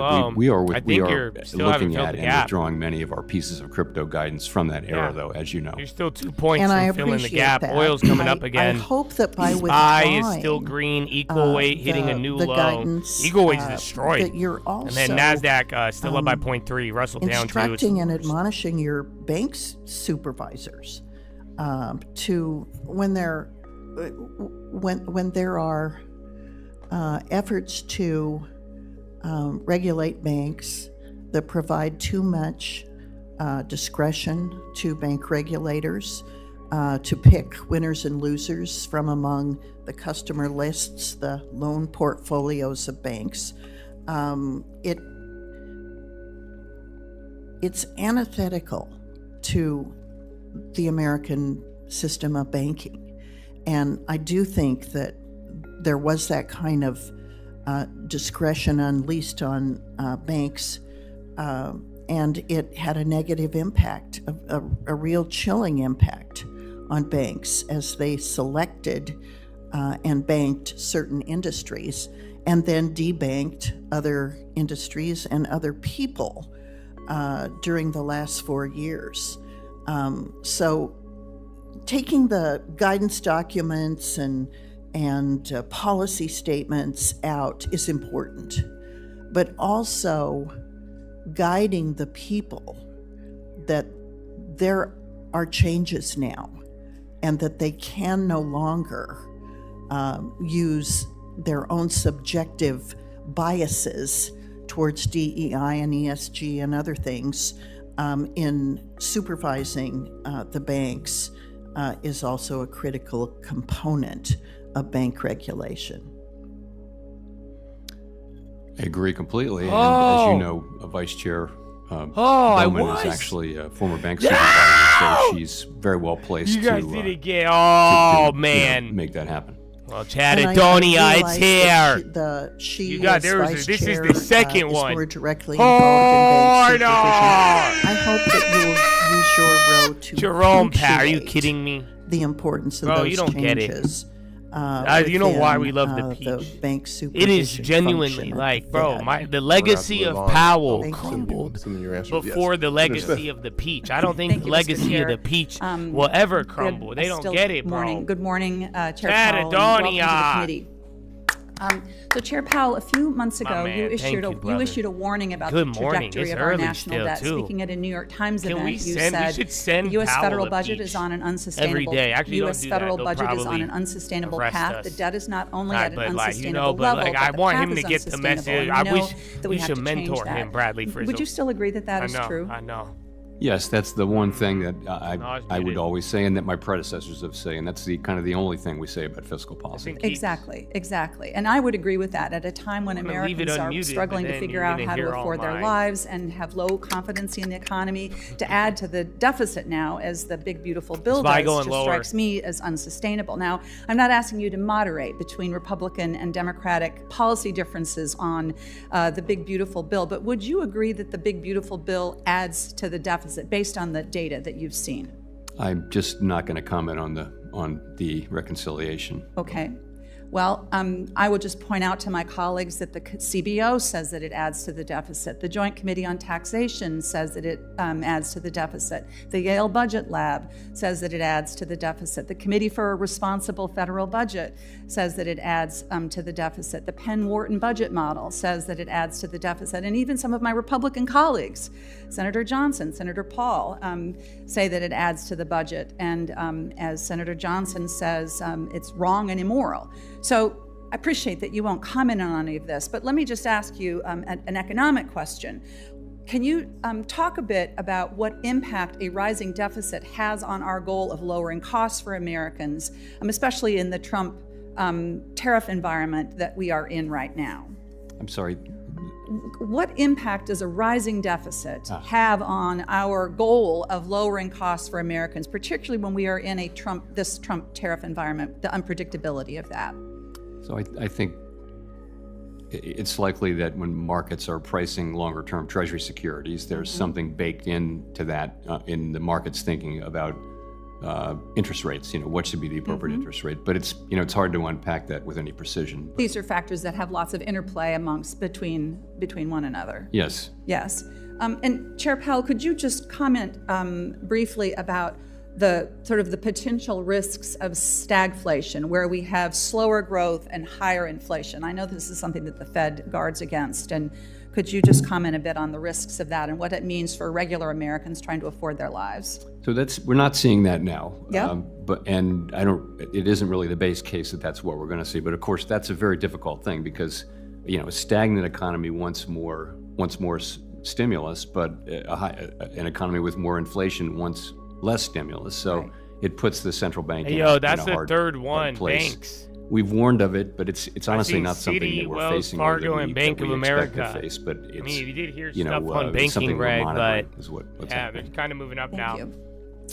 I want to follow up on a question I asked you the last time you were before the committee. I asked about the impact of severe weather events, otherwise known as climate change, on home insurance costs. And you testified that, I think you said, if you fast forward over 10 or 15 years, there are going to be regions of the country where you can't get a mortgage because of the impact of the challenges of insurance companies just not being able to provide that. Since February, when I asked you that question, home insurance rates have continued to climb. A recent analysis about climate risk from First Street found that financial burdens from severe weather are driving up household costs and triggering increased mortgage defaults. Now it's at about 8% now, but they project that by 2035, 30% of all foreclosure losses would be related to climate impacts, which is pretty stunning. Now, I realize this is a complicated issue because insurance is regulated primarily at the state level, though there are exceptions. Flood insurance and terrorism insurance are exceptions. But I wonder if you would comment on this. I'm thinking a lot about what impact this has on housing costs, which is a big component of inflation, and a place where housing costs are rising higher than the general inflation rate right now. Many things are driving up housing costs. Yes, that's true. It's of course mortgage rates, but I feel like we haven't heard about housing zoning today. Costs and things like this for properties that are near the water. Yeah, particularly, she said for terrorism, example, we spent right? some time down in Florida. I was muted. I yelled out property terrorism. insurance just gets more and more and more expensive, and to the point where it almost makes sense to self-insure, and that's because of just big losses. Get terrorism Companies are insurance just on putting the that in their compound, models. some of you guys are and they're Houthis. charging what they need So to, that's good to know. to charge to make a return, and if they can't get that, then they'll get out of. I'll make a leave that video state. how I So made $5 that million. seems to be what's happening. You're gonna be like, how? Mr. Chair. I bought a compound and then You're always Chad polite. blew it up. So there you go, insurance. Explain 2 things. Thank you. That's why they call me the Velvet Hammer, sir. I didn't say that you weren't. What do they call you? It's nice when you do it. Like just right Girl, now. why are you saying this in Senator Moreno public? reminded Please, me not to give that's a you that weird compliment in nickname. the middle of the Velvet Hammer. Away from Chairman Powell, just want to make certain I understand this correctly. Control inflation and maximize employment. That's it. 2 things, correct? Yes. So let's take one at a time. Maximize employment. Do you care if every American makes minimum wage or makes a livable wage? Is that something that factors into your thought process? In other words, we have full employment. Pavel liked it too. But most Americans are on substandard wages. Does that change who your calls you Velvet Hammer? Does that change my what? Calculus. Does it? Do you care? In other words, is it full employment is full employment? Every American has a Tag him job. on Twitter. Who's calling? But they're you making this? minimum wage. Show me. Versus having a family-sustaining wage. Does that matter to the Federal Reserve? It would matter to the country a lot. I'm saying, does it matter to the Federal Reserve when you're making your decision? Honestly, we don't really have the tools to affect that. Right. So it doesn't factor in. Now that's different than us. The people of this country elect us to make certain that their wages are higher than inflation. And by the way, let the records show that real wages are up this year. So we've done that, not the Federal Reserve. Second piece of it is, let's talk about inflation first. Well, we've helped control inflation, which is part of that. We're going to jump right into the inflation conversation. There's different kinds of inflation. There's different causes. There's not witnesses to inflation. There's key actors to inflation. Would you agree? Sure. Okay. So let's talk about the actors. Did you comment during COVID lockdowns that was a bad idea, meaning that you're shutting down the entire economy. It's not a button. I hit the button, you can hear me. It's on and off. COVID wasn't that. We just shut down the economy. Any comments on that? Of course not. Okay, so you didn't comment on that. Vaccine mandates, something that my Democrat colleagues loved. If you don't get the vaccine, you're a terrible human being. You can't go to work. In fact, Joe Biden I got fucking was 3 overruled by the channel Supreme strikes for Court that shit. because he said that if you work in a company with more than 100 employees and you don't get vaccinated, the company has the ability to fire you, unless you prove that you're negative on COVID. That obviously is a supply chain shock. Wouldn't you agree? Mexico If I'm looking running an to assembly file line, lawsuit against and now I have to put my SpaceX. people 6 feet apart. Shine Bob. Now I have people quitting or not coming to work, or I have to fire them. That's a supply chain shock. Wouldn't you agree? I mean, it's a medical thing that you. No, but it's a supply chain shock. George Washington. I'm not asking you to make a medical decision. I'm brought asking you to George make a Washington? Fed decision on inflation. Way outside anything. went we to would wooden comment. But it affects inflation because supply. It didn't. In fact. Are you saying that supply Didn't. chain shocks don't affect inflation? They do, but that Okay, one they do. didn't. So that's clearly one. If you ban the export of liquid natural gas, which is going to cause the commodity price to go up, would that supply shock not also cause inflation? Potentially could. Yeah. So, and now the ranking member loves to talk about billionaire corporations, that are going to get away with paying taxes, right? Who pays corporate taxes? Like, who pays it? Is it like some obscure Wizard of Oz character behind the curtain that is a corporate entity that pays taxes? Who pays taxes? I mean, ultimately, it's shareholders and customers. So I'm going to read you a line. You tell me this is accurate. On taxes, it's not possible to know in advance precisely how the costs will be shared for taxes. I added Correct. that. I would But agree. it is highly likely that consumers will pay a meaningful share. Meaning, if the ranking member has her way, let's just tax corporations at 100%. Why not? Be fantastic. Get it? It means it ends up right? you paying. Nobody would want to start a company, but that aside, that cost would be added to consumer products, correct? A tax or a tariff? What are you talking about now? If the income tax for American corporations goes up, they will share that tax burden with their consumers. True or false? Yeah, ultimately. Yeah. So then taxes You do can't deny raise it. inflation, but you don't comment Unless on he it. wants have to it. look You like don't- an but you average don't- model. I got Empirically, it's not true. The chairman's going to beat me up in 56 seconds. So, but you sent me a very nice letter, which I appreciate. And it says the Federal Reserve plays no role in commenting on trade policy. So you don't comment on supply shocks. You don't comment on tax policy, which clearly affects inflation. You don't comment on demand pull. You just said now that we should forgive student debt. Why is a person that goes to Harvard, that gets a gender studies major, pays Harvard obscene amounts of money because professors are grossly overpaid there? Is that person better than a working class Ohioan that is a plumber but can't afford a car because interest rates are too high and car prices have gone up? Why don't we forgive that person's car loan instead of forgiving their student loan? Yo. But you don't comment on that. You comment on tariffs.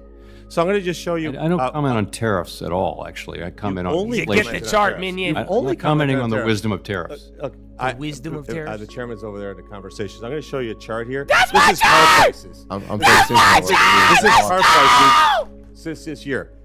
Car prices It's are actually down. from Goldman, to be honest. Car So prices it's are not down. my data. Inflation so in I'm America not claiming is it. down. But amen, bro. I was We just got showing you elected all this. by millions of hella, voters. You got let's elected by go. one person, he doesn't want you to be in that job.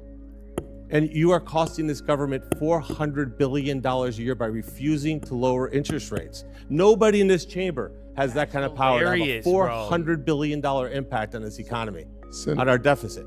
And I just think that you should consider whether This you're is the really one I looking was at showing this you. from a fiscal lens or a political lens, because you just don't like tariffs. Senator Warnock is next. They said, Thank you, God, Chair that's Scott, over. and thank you, Chair Powell. Good to All see right, you. The Mr. United Moreno, I States see you. national debt GG, currently dog. I like exceeds that guy. $36 trillion. I like him. He watched the watch list. Last year, we literally. paid nearly $1 trillion in interest on the debt alone, more than the federal government spent on educating and feeding our children. Chair Powell, how does the Fed consider rising national debt levels during discussions about adjusting interest rates? We really don't. We take fiscal policy as completely exogenous, and we look at the data that's coming in, but we don't. We're never going to take into account budget deficits and things like that. Well, here is my concern. Maybe Congress should be thinking about it. The world is losing faith in America's ability to repay our... Anyways, Mr. Warnock. No, bro, because this is what I keep telling y'all. It's a very weird, like, dude, we are in la land right now. Like, there is, like, so much objective data that is pointing one way that you could form your own opinion. Like I'm saying, if you're scared of tariffs and certain things, it's like, bro, you could have had a baby. You know what I'm saying? A baby would have been formed in the womb in this time, and the data has already formed a lot, and that's why it's like, yeah, bro, it's kind of nuts. So, and that's why it's just like, it's obvious, and if you actually cared about it, you'll see it. But then it's just like people are just acting as if it's not there. And spur investment. So yeah, that's why I was showing you the charts yesterday. Slower economic times. I'm happy to say that today, those things do not affect our ability to do our job. The concern really is that if we don't do something, then there will come a time at which it will be a problem, not for us, but for the country. But that at this time, it does not interfere in any way with our ability to do that. Is a realistic concern in the future, given the rate of increasing debt.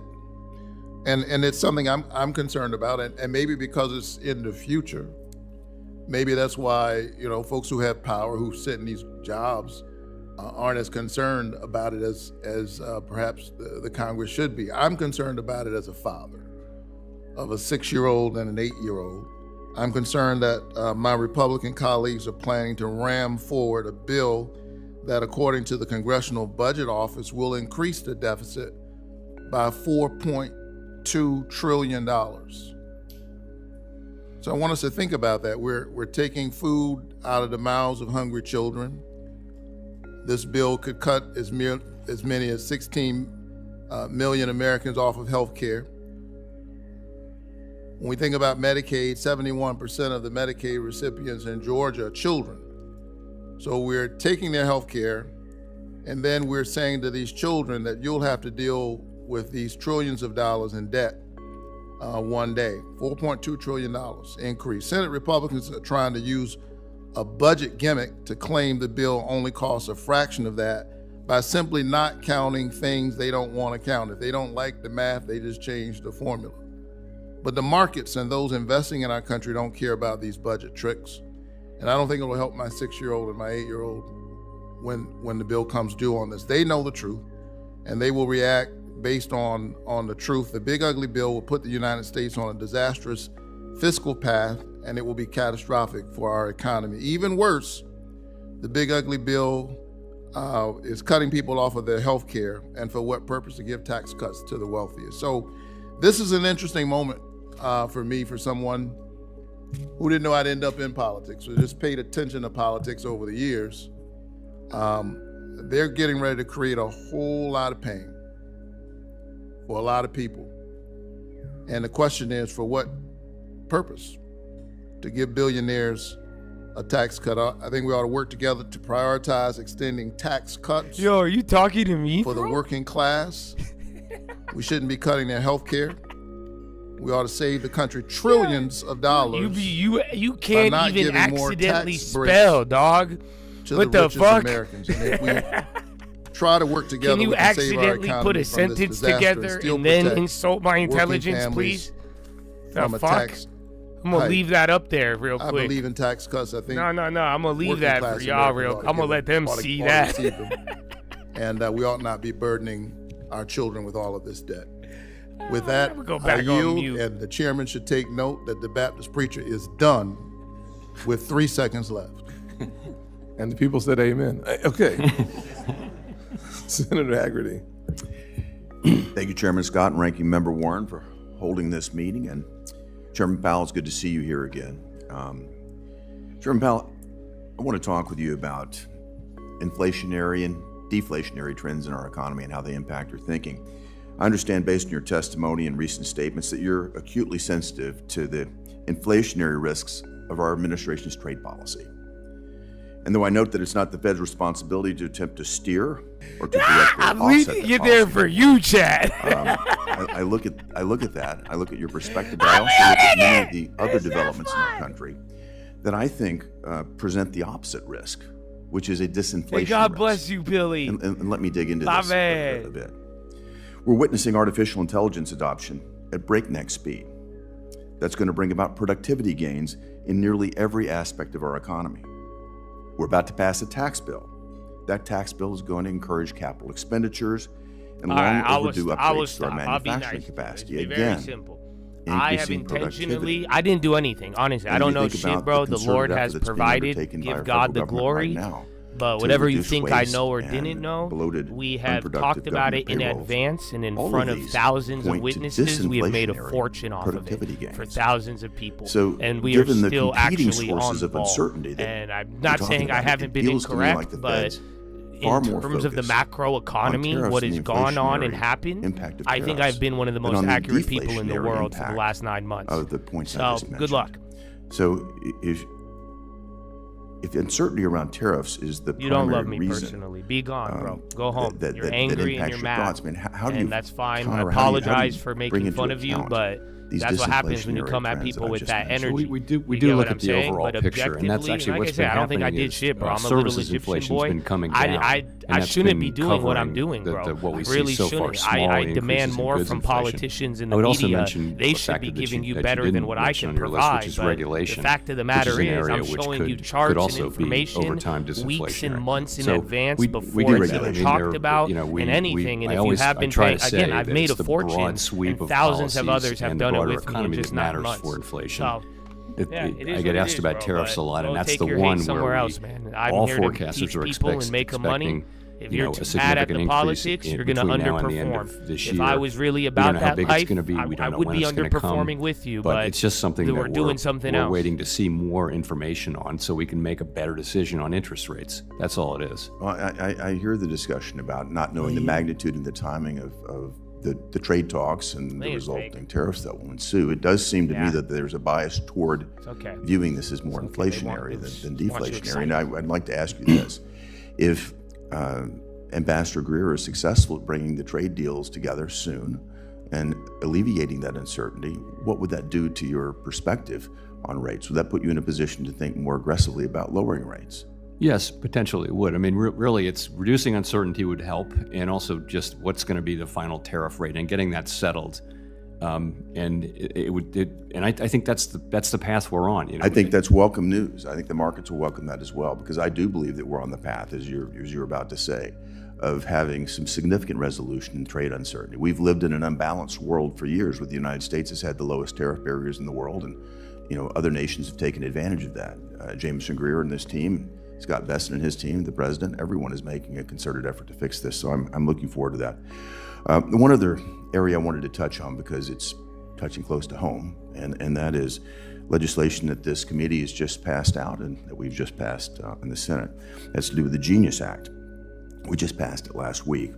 And it provides an urgently needed regulatory framework for payment stablecoins, and it requires that they're backed one-to-one by cash or short-dated U.S. Treasuries. Over the last 5 years, the total value of outstanding stablecoins has increased from approximately $4 billion to over $2 billion today. One market participant has predicted that if a framework like the Genius Act is adopted, total issuance of dollar-pegged stablecoins could reach nearly $4 trillion by the end of the decade. So I wanted to get your perspective again, Mr. Chairman, of what impact would this new source of demand for bills have on the yield curve? You just said future trade deals may allow you to consider cuts. What impact would it have on short-term rates? Listen. So more demand is going to have a tendency to drive down rates. I don't really have a sense of how big that effect would be, of course. And let me just say that it's a great thing that we're making progress toward a stablecoin framework. Thank you, Mr. Chairman. I couldn't agree with you more. The direction clearly is that it's going to drive rates down. I think it's very positive for the economy, positive for our cost of borrowing as a nation. And I appreciate your response there, Mr. Chairman. Thank you very much. Yes, sir. Senator Cortez Basto. Thank you, Mr. Chairman. Chairman Powell, it's good to see you. Thank you for being here. I want to follow up on a question from Senator Warner about data deterioration. I'm concerned about that as well. That the Trump administration, I'm watching as they've ended dozens of research studies that business and government leaders rely on. So my question to you, are there specific research projects that the Bureau of Labor Statistics provided that they no longer do provide, that the Federal Reserve researchers cannot replicate on their own or through other sources?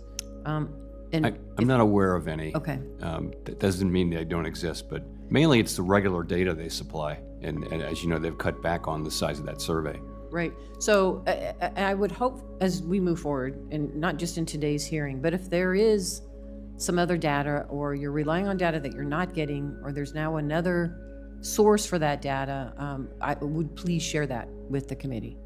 Thank you. Yes. During the Biden administration, the Federal Housing Finance Agency and the Federal Reserve worked together to improve access to the discount window for banks. What is the status of that collaboration with the FHFA? I can't speak to the FHFA. I can speak to the fact that we're really looking carefully at modernizing the discount window and making. But we're not there yet. No, it's going to be. This is a project that will take some time. It's the discount window needs to be updated and refreshed from a technological standpoint, so that people can access it readily and that kind of thing. It's still a little bit behind the age in that respect. Do you have a time frame that you're looking at to? I'll get back to you. It's something we've been working on hard. Or is there a funding impediment that is also addressing this? Honestly, there's nothing. It's not even that bad. With it. We were down in the morning, but really it was just Mag 7 kind of leading. You had Trump and NATO, but there hasn't really been any real development. So NASDAQ is still green, so is SPY, but equal weight, it's really just big tech kind of leading, and then we're just chilling near the high. Like I was saying, I think we're going to be in melt mode, but the velocity, remember how we got here. You guys don't remember? Let me pull it back for a little bit. But just remember, you don't remember how all these highs played out? You would rocket up, and then you kind of like chill for a couple days, hit the high, chill for a couple days, and then you would keep doing this. So just remember how you melted up here to begin with. You're probably going to keep doing that until there's bad news. So I wouldn't be too reactionary. And just be careful. You are getting a red. Iranian intelligence says cessation of military operations does not mean end of hostilities. That's how you guys are when I unban you. Just because you unban me and I will watch every day, Josh, it does not mean the end of hostilities. Al Jazeera YouTube. So yeah, but other than that, we'll go back to this. This is fallen. What specific challenges do you see for community banks? I still think you're in melt mode. Just think of the last couple of weeks, you guys. Community banks. These little pullbacks. I'm looking for structural shifts. We want a banking system. I'm looking for that has all developments. different Everything's sizes, going to just be shapes movement. of banks. So good and luck. Community banks are absolutely critical. They know what's going on. This in is still the communities he has in a risen way that rally. Exactly. that the big banks can't possibly. Brother, so they're a critical part of our infrastructure. And I think think they've about been how under we got here. It's pressure the same setup. because. Frankly, regulatory but even costs that have gone, melt-up fixed move, costs you of just regulation have gone experienced up. it over the we last try not couple to weeks. contribute to that. So that's why the number we're of near banks the has been going all-time down high, pretty steadily, and it looks like you're that's dumping. not something You're not we're trying to dumping. foster, You know, but we're it's a just sort even of if we do long-run dump, it trend won't of be really a the dump last until 30 we years. break the lower range. So we try not to add to what is a secular trend because we think they're important. Thank you. Thank you for being here. Appreciate it. Thanks. Miss Chairwoman, I yield my time. Who's up next? I know, dude. The YouTube Houthis, they're confused. And then me and Senator Google Rick. came to a ceasefire. Thank you very much, so Madam they're Vice fucking. Chair. They're like, I thought we launched Chair our Powell, rockets. thank you for being YouTube. here with I us thought we all today. hate I want Josh. to start What? just I by thought we all echoing hate comments Jesus. No. of, What do you Senator mean Cortez peace Masto deal when with it comes to YouTube.com community / banks. stock Obviously, market? believe that So community yeah, banks you guys will figure it and, out. Just get a long term. credit unions, financial institutions that serve everyday Americans and main streets across the great state of Alabama and our country are so critically important to people being able to actually achieve the American dream. And want to make sure, I know we've talked about this the last few times that you've been in front of us. We've talked about the rewrite of Basel III. We've talked about long-term debt. We've talked about Reg II. We talked about a ton of things and talked about my concern that no one was looking at the cumulative impact of those things and the trickle-down effect. I just want to get a commitment from you that as you are reviewing rulemaking across the board, that you will consider and make sure to make the perspective of the smallest U.S. banks and non-financial industries like the ag sector, who did not maybe have a seat at the table in previous administrations, but give them a seat at the table and make sure that you're thinking about the impact on those individuals and the people they serve. I'm happy to make that commitment. Thank you so much, Chair Powell.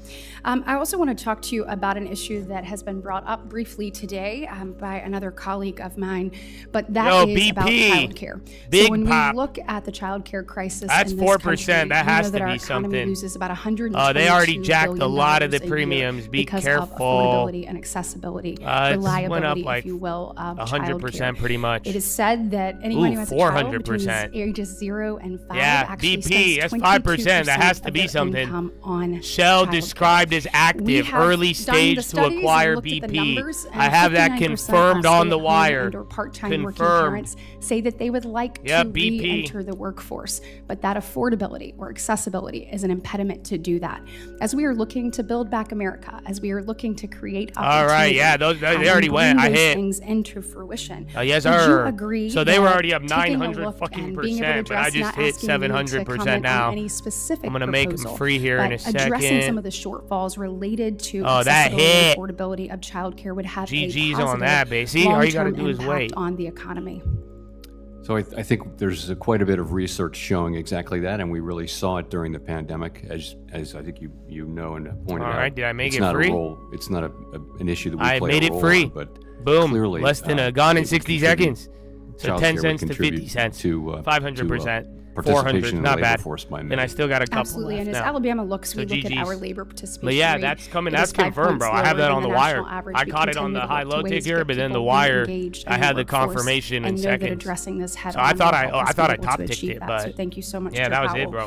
You're still wait till the I look news forward to people pick it continuing up. to work to That's get probably that not done. even on CNBC So or there Bloomberg has been yet. some angst vocalized about Yeah, Bloomberg the doesn't have it reconciliation yet. bill and the president's So trade get ready. policies. But And from my BP being perspective, acquired by much of Shell, that early skepticism talks. is both unfair and premature. Wall Street Journal is the Market source. resiliency and recent economic data actually continues to reflect confidence in the U.S. economy. Look at the recent Treasury auction, which was notably successful and saw stronger than don't expected post your demands play. for 30-year I'm gonna have to ban bonds you, brother. and So stable, again, even this is why I slightly tell you guys, if you're here declining paying yields. attention, To me, this I have the demonstrates monopoly that on plays. I'll tell you I investors made still view the US 500% debt so as you an could know whether or attractive not asset, premiums have regardless of gone the crazy. ongoing policy But at the end of discussions the and day, debates and if you're forging a paying pathway attention forward. and like And I'm those saying, fundamentals of the you beat economy, Bloomberg, actually so you have remain quite everything. strong. So Chair Powell, would you ta-da. agree that the components of our economy actually with it, remain but quite don't strong? post your And how does plays the and flex Fed it. That's consider 1,000% this now. type of So strong like I'm saying, the auction plays have already performance moved. in the context of your market expectations and monetary policy discussions? As you point out, the Treasury market is working fine just now. Liquidity is adequate, and bond prices are responding to economic events, and so bond market's in good shape. In terms of the strength of the economy, I would strongly agree. The labor market's in a solid place. The economy's growing. Inflation is in a pretty good place, come much closer to 2%. So it's a very solid economy. We are watching the labor market very closely, as we always do. And a couple of things in particular. One is just a very low hiring rate, which goes with a low layoff rate. But if we were to start to see layoffs, we would see unemployment go up quickly. And so we're watching that carefully. But the labor market has remained solid, and I would agree with your overall characterization. Thank you. Appreciate you being here today.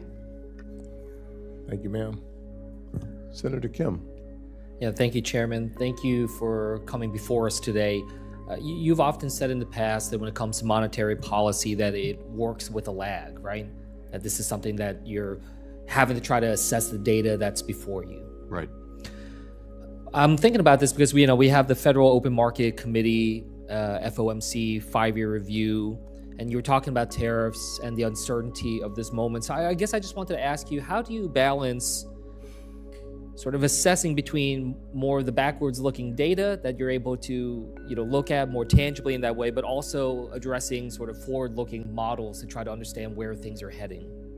That's really the challenge that all forecasters have.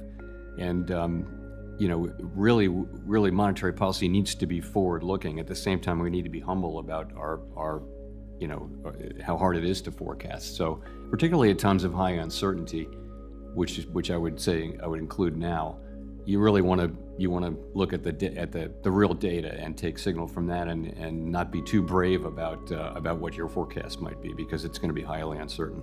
So you're saying that in times of greater uncertainty, in some ways that makes you more interested in the backwards-looking data to sort of guide you? Well, I'd almost flip it around. Yes, but I'd almost flip it around and say at a time like that, you don't want to be giving a lot of forward guidance, and you don't want to be acting as though you have a lot of certainty about the path forward. It makes sense to move more slowly in most situations where there's more uncertainty. There are situations where it would not make sense to move slowly, but in most cases, you'd want to move more slowly. Yeah, that's interesting. I mean, I talked to some of my constituents back home. There's this one conversation I had that has really stuck with me, where, a woman was telling me that, there's so much uncertainty right now in the world and certainly in her life that she says it's hard for her to even breathe sometimes. She just feels this kind of weight upon her chest. And I've thought about that a lot, because I try to think through what can we do to try to alleviate that concern, alleviate that anxiety for people. But you can see it. I mean, right now, whether it's about what's unfolding in the Middle East and the fragility of what comes next. When I look at this reconciliation bill before us in the Senate, I do worry not just about the deficit, as some of my colleagues have mentioned, but about the potential of significant job loss that we're seeing, whether in the healthcare industry, whether in the energy industries. And certainly when it comes to tariffs, as you said, trying to think through what comes next in terms of whether deals are struck and at what levels. Are you taking into account that by sort of an issue-based level, or are you looking at sort of the global instability in terms of the different crises that are out there? Is that factoring into how you're thinking about when we're talking about legislation here? I know you're not going to go into the policy per se, but if there's a potential for significant job disruption, is that something that you're looking into as you're forecasting? Yes. We obviously pay great attention to global events, and in an effort to understand what's going on in the economy globally, because that does matter for our economy. So we pay close attention to all of those things and track them. Ultimately, though, we're looking at the U.S. economy and what are the fundamental drivers here, and then making a judgment based on all of that. And mainly, this is a big economy, and we're geographically separated from most of the other big economies in the world. So we have a smaller external sector than most of the all the European economies, for example. So we're really looking at the U.S. and what's happening here. I wanted to ask you, because, in central banks in other countries, including Bank of England and European Central Bank, they've begun modeling the potential macroeconomic effects of artificial intelligence.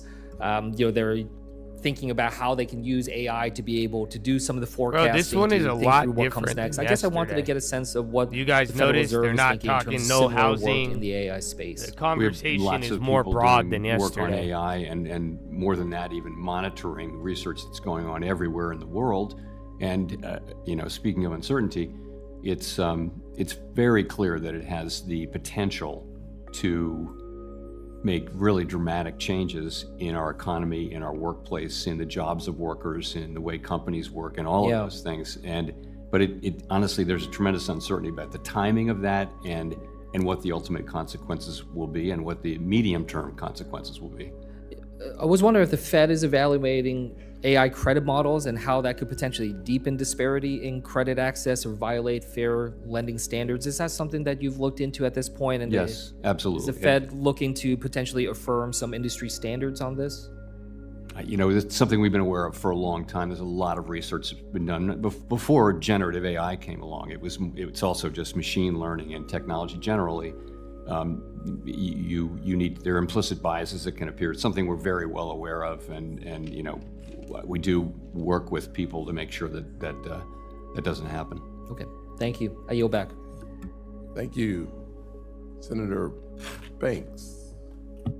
Thank you, Mr. Chairman. Chair Powell, can you talk about how our interest rates compare to other first-class countries around the world? At the higher end. And how does that affect the United States? Well, I think that reflects a couple things. One is just that the U.S. economy has been stronger than others. And Yeah, I mean, I don't want to pick on any other nations, but many other nations have had much lower growth, now have lower inflation, and are, have pretty low growth, whereas the U.S. economy has really been the outstanding performer and remains that to this day. That implies somewhat higher rates. So you say it's higher than most of first-class countries. Can you talk about historically where we've matched up with other countries? Yeah, I mean, so let's just go back to when the pandemic hit, for example. We were at, we had very low rates during that era, but they were by far the highest in the developed world because the U.S. economy was the strongest. The European Union had negative rates. I think the Bank of England was at 75 basis points. I think we were at 2.4%, so we were meaningfully higher. And again, it was a time when we were our growth was higher, and their growth was lower, and their inflation was lower. Our inflation was fine, probably about the same as ours. So I think we've generally had a little bit higher rates than those countries because they have slower growth, older populations, lower productivity, those kind of things. We have the strongest economy in the world. Globally gone up as well. Sorry? Have interest rates in those countries globally gone up as well? Well, they went up. The US? All of those countries had their rates go up quite a bit during the global pandemic inflation, right? And as you know, many of them have been cutting their rates, and we had been too, and we'll at some point resume that. But we're 100 basis points lower than we were. I think if you take the EU and the Bank of England, they've both cut a little more than that. How recently? Recently, but But I think you probably read this, but they're either at or close to the end of their cutting cycles. I know there's been a lot of talk today about deficits and the national debt. But how much does tax policy affect the economy in the U.S.? I mean, it has big effects over time. It's really not something that drives what we do. It isn't. But I think tax policy plays over the long run a huge role in incentivizing investment, which helps growth and things like that. I think it's very, very important over the long run. Certainly more important than monetary policy.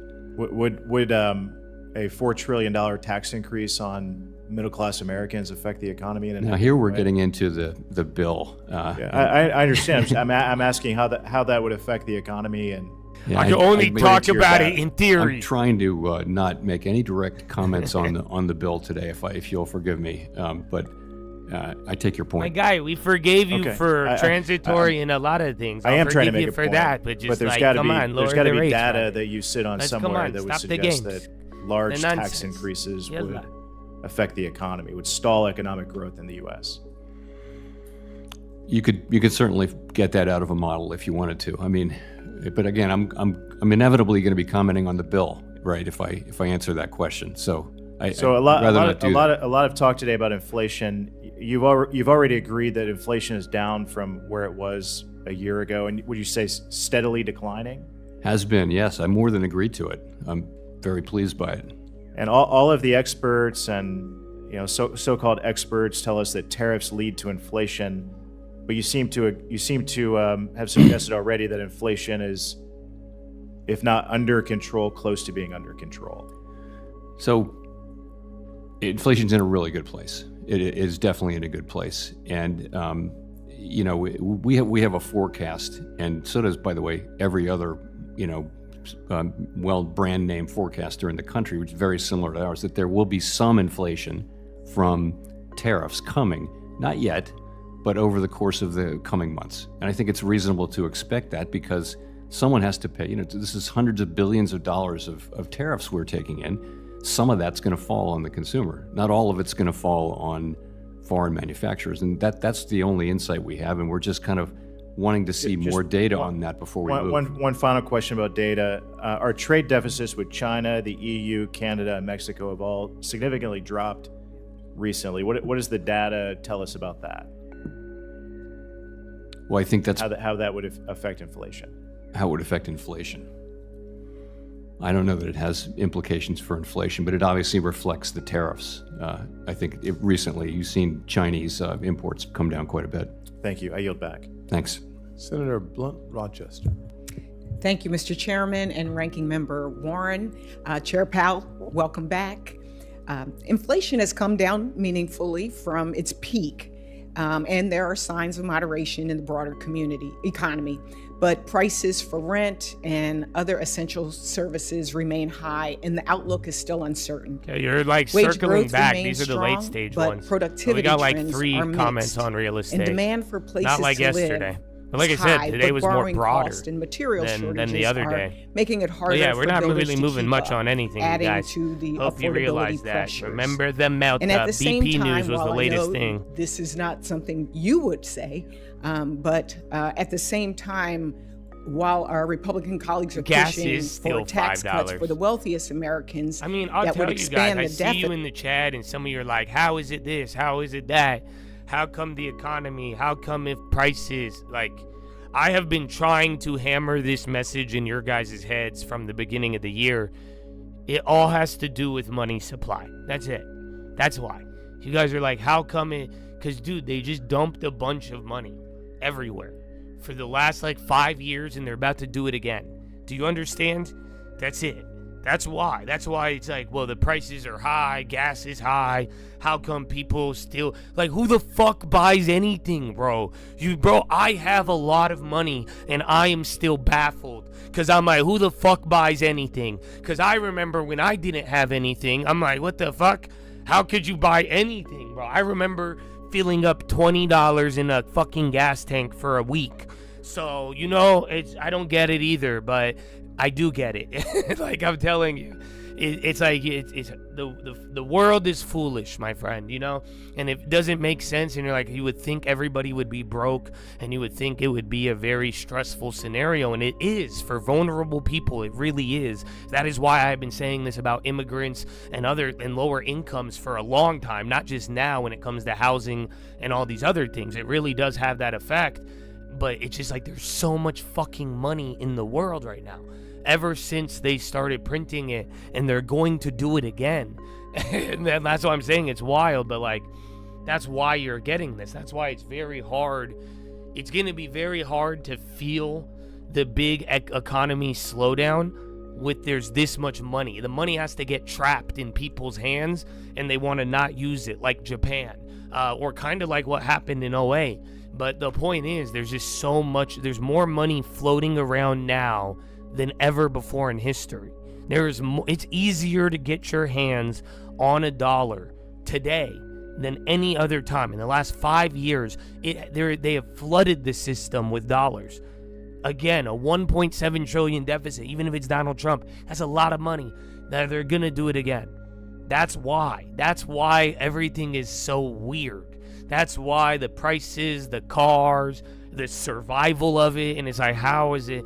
The lack of corporate defaults. That's why corporate real estate and even commercial is finding a way to stay alive. You know what I'm saying? It's just like there's all this money floating around, and then there's all these deals backed on old money and old loans, and it's all way lower, and it's just, there's so much going on. But yeah, eventually it'll catch up, but we're still in the very short-term process of like just handling all of this money, bro. You're on a money overdose. Like, I guess it's like it's like taking a bunch of Adderall and caffeine, and then you guys are like, how come I can't go to sleep?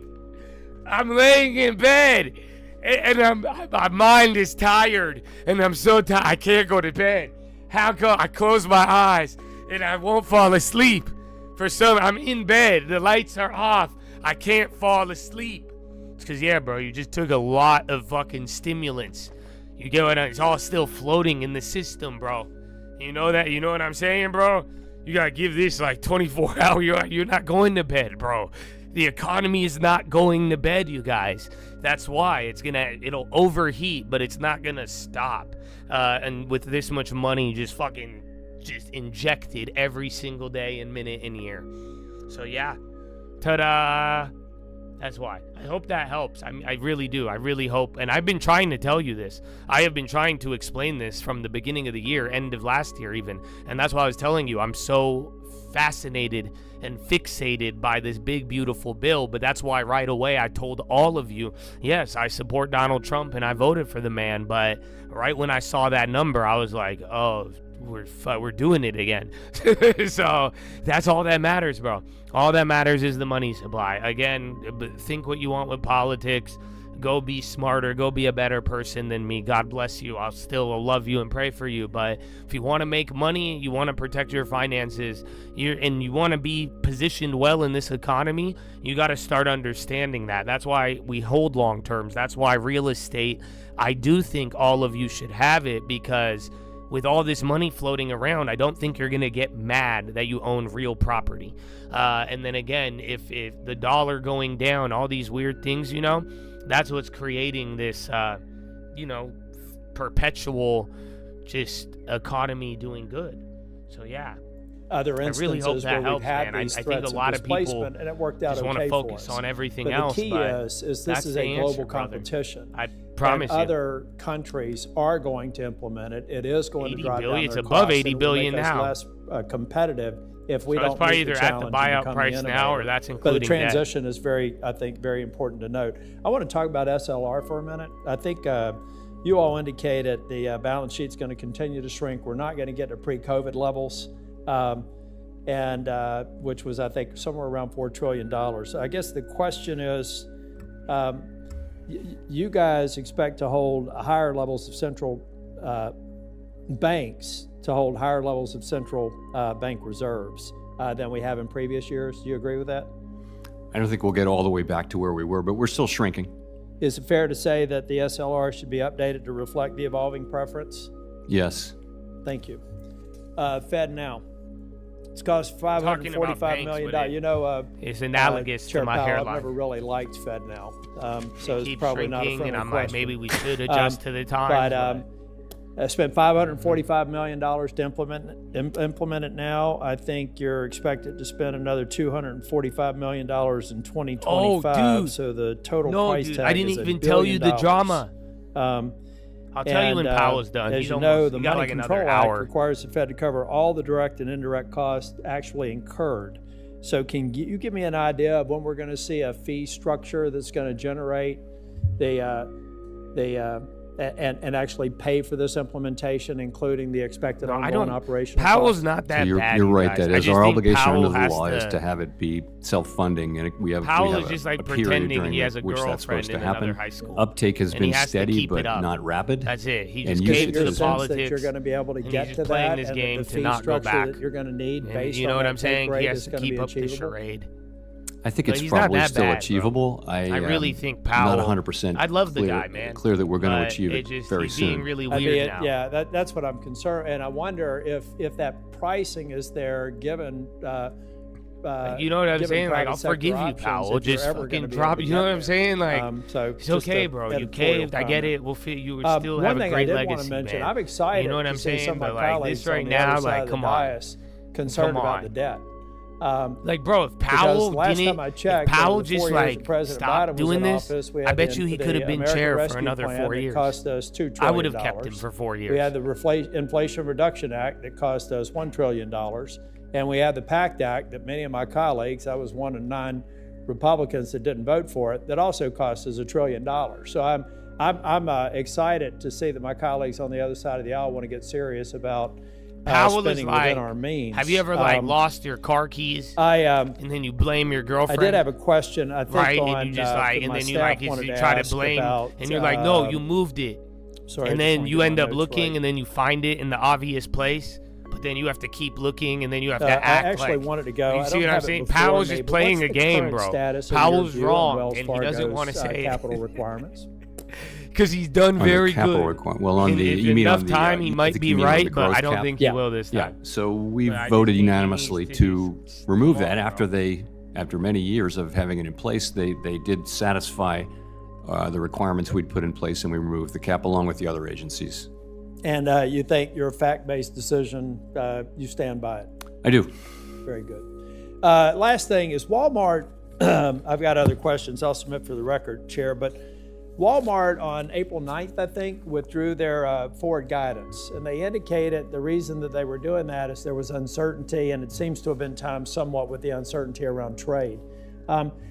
So I would just suggest for my colleagues, I don't know if you can respond to this or not. I won't ask you a the text plays won't go up another 10%. question, but I really want to. But I know what your answer is going to be. You're a good dancer.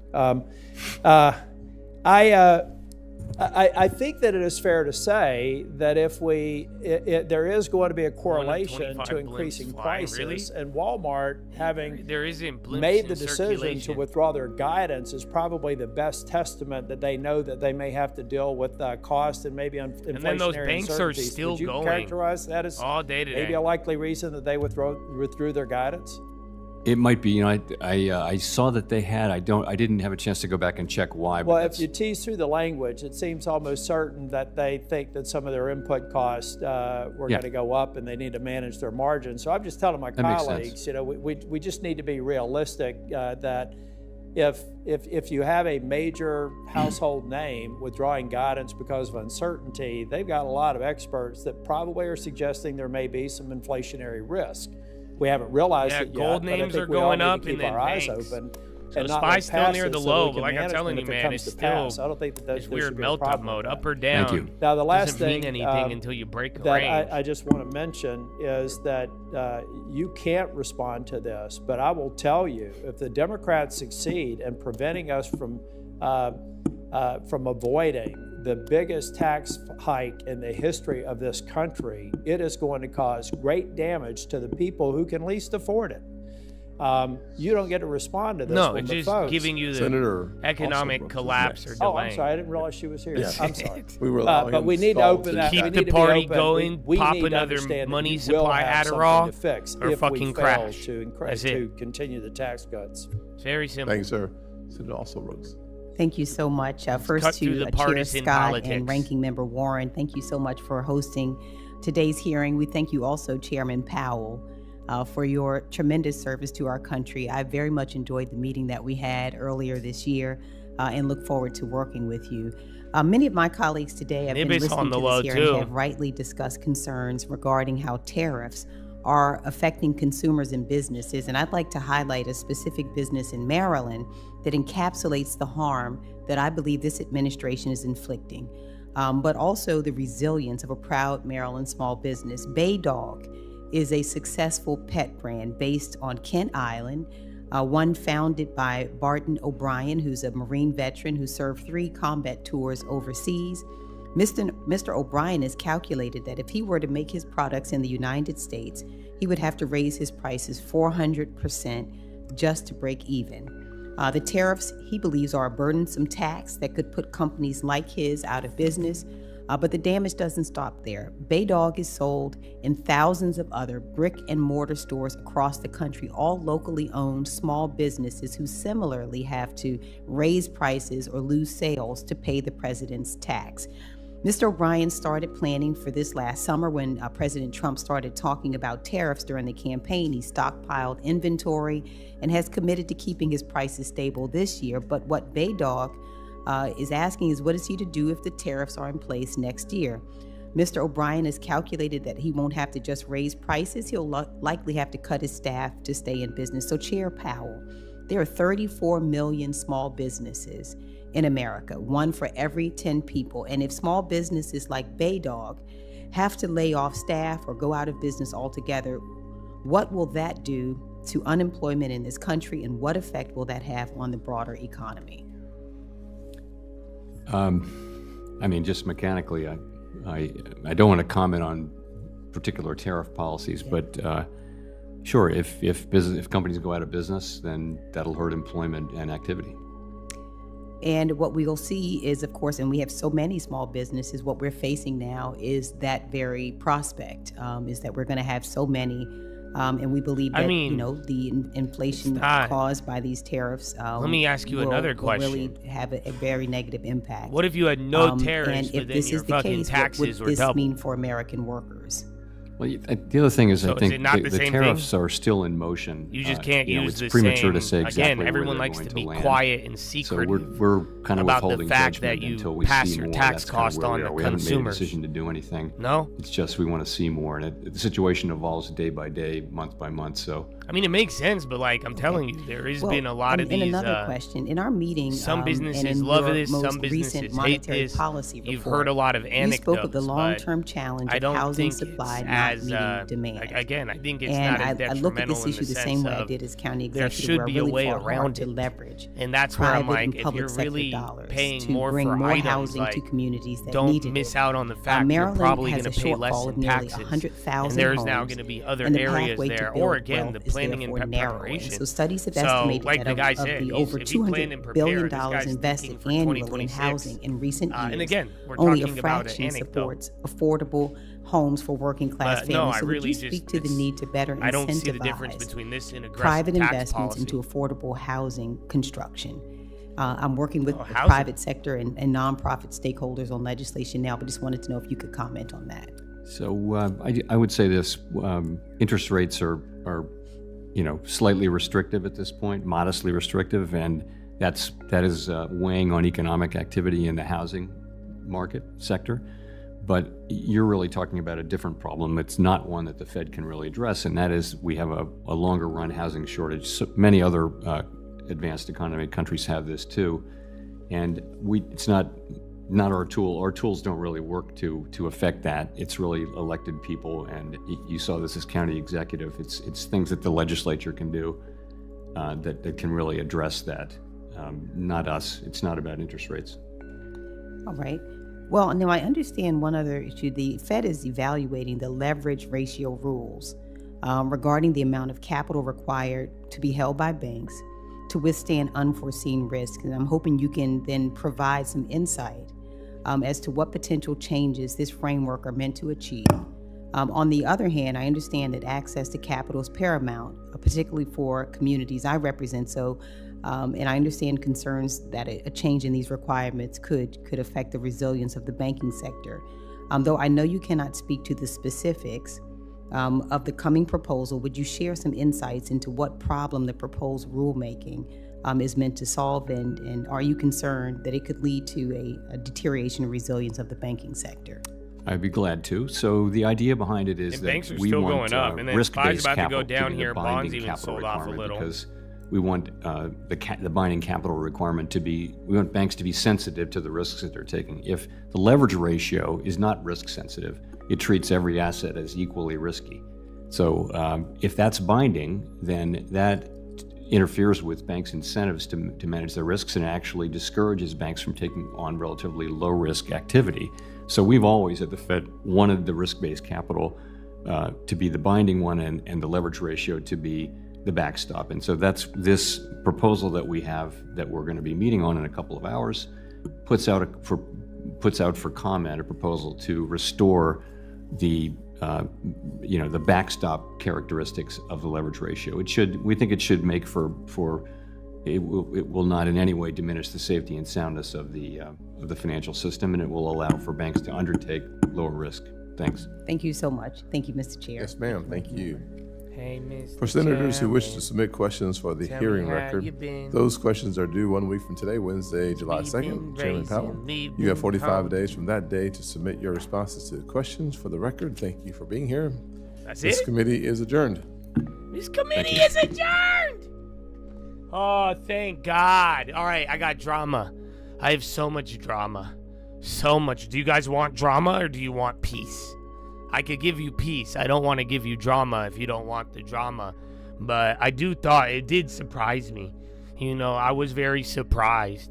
So, do you want it or do you want me to save you that? But good afternoon. If it's the afternoon for you, it's still the morning here on the West Coast. But yeah, guys, I was just explaining it earlier. Just keep in mind, everything's green right now. Equal weight is red, but SPY's literally green right now. About to go red. The NASDAQ is green. But it's just like, dude, think about how we got here. Because I know a lot of you are going to come in and be like, oh my gosh, why are we dumping? But like, look, remember, we would do this. You hit it high, you chill. Oh, why are we dumping? Oh, yeah, rib. Oh, why are we dumping? We're dumping. Oh, you see what I'm saying? So until we break out of the range, think structural, think like developments. Otherwise, man, y'all better just follow my soothing voice, and I hope you're prepared. Medtronic again, but okay, you want the drama? I'll give you the drama. Are you ready? Here's the drama, bro. Dude, did you know Jerome Powell? Are you ready? I love the guy, bro. I do. I just, like I told you already, I think he needs to humbly just stop with the games, bro. You know? But do you know that he's spending $1.9 billion to remodel the Fed?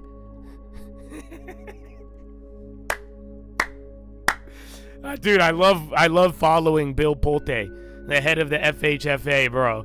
You have no idea. This guy just talking shit on Powell, and they repost this article, bro. And I didn't know that. Apparently, he's doing like a $2 billion renovation at the Fed.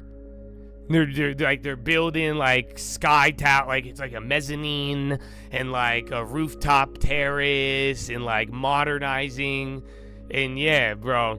But they $2 billion at the highest, like, bro. That's what I'm saying. Like, why wouldn't you cut interest rates so you don't have to pay that much interest on your renovation that the taxpayers are paying for? But yeah, isn't that crazy? That blew my mind. And then, are you ready for this? Shout out to Tyree. He tagged me on this one. And everybody was texting this. I'm going to talk to my boy in New York. Olivier's out in New York. But, dude, this is crazy. So, apparently, people started Googling what socialism was after the polls closed. Yeah, and then, bro, listen, I'm not going to lie to you. I have no idea who this person is. Y'all keep bringing up this New York person, so I did some research, but I don't know anything about them. And what I already read, holy fuck, bro. You guys are great. Yeah, bro, what the fuck? So, and then, bro, because everyone kept asking me, I was getting text messages. Dude, what is this? So, key proposal, freeze rent on stabilized units. So right off the bat, fuck rent control. Now there's just no rent. They're going to freeze rent on anything that was already rent stabilized. Then they're going to build 200,000 homes, which is good. But then they're going to crack down on landlords, support homeowners, and fight deed theft. Then, this is the one that keeps getting a lot of headlines. City-operated grocery stores. So now in New York, the bodega is going to be owned by the government. The government bodega. That's amazing. That's amazing. That one's great. Universal free bus and transit. So you went from charging to go over the bridge to now all free travel. Sounds good. No cost universal health care. Baby baskets for newborns. Raise minimum wage to $30 by 2030. Regulate the gig delivery apps. Launch Department of Community Safety with outreach in subways. Expand gun violence. Tax 11.5% corporate tax rate in New York. Additional 2% on millionaires. Hire tax auditors. Cut no-bid contracts. Recoup fines from landlords. Other priorities, LGBTQIA plus rights, immigrant protections, Trump-proofing NYC, healthcare, climate action, uphold sanctuary city policies. Long live the king. So there you have it. There you have it, my friends. I know, isn't that crazy? That's New York. That's it. So it's a socialist he's a openly socialist Democrat. So he's like a socialist. And they're like, yeah, we're down.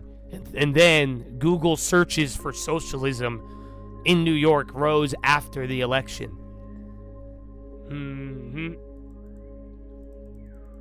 It's going to be amazing. Dude, government-owned grocery stores? Listen. I'm just so happy we're moving on a cult compound right now. You know what I'm saying? in a world of socialism, you know what? I'm just so glad. I look forward to having my 30 acres in my truck. Damn it. God bless America. So yeah, bro. I don't know. I couldn't do that. Y'all ask me how I live in Cali. That's how. Like New York, like city, and then that, I couldn't. Bank of the James? What is this? It was only the primary. Oh. So there you go. My sister moving? I don't know. I don't think she'll ever leave San Francisco. I think once you get like stuck in the San Francisco hole, you're never leaving.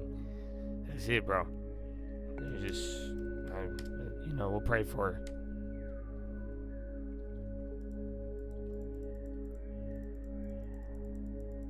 Soylent in the bodegas. Government grocery stores, get your soy today. Fake meat.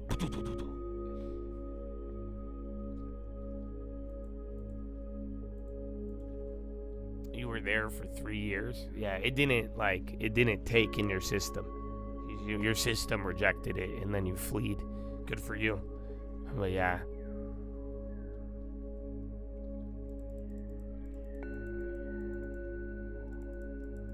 I now can buy a F-350, bro. I now have a perfect excuse.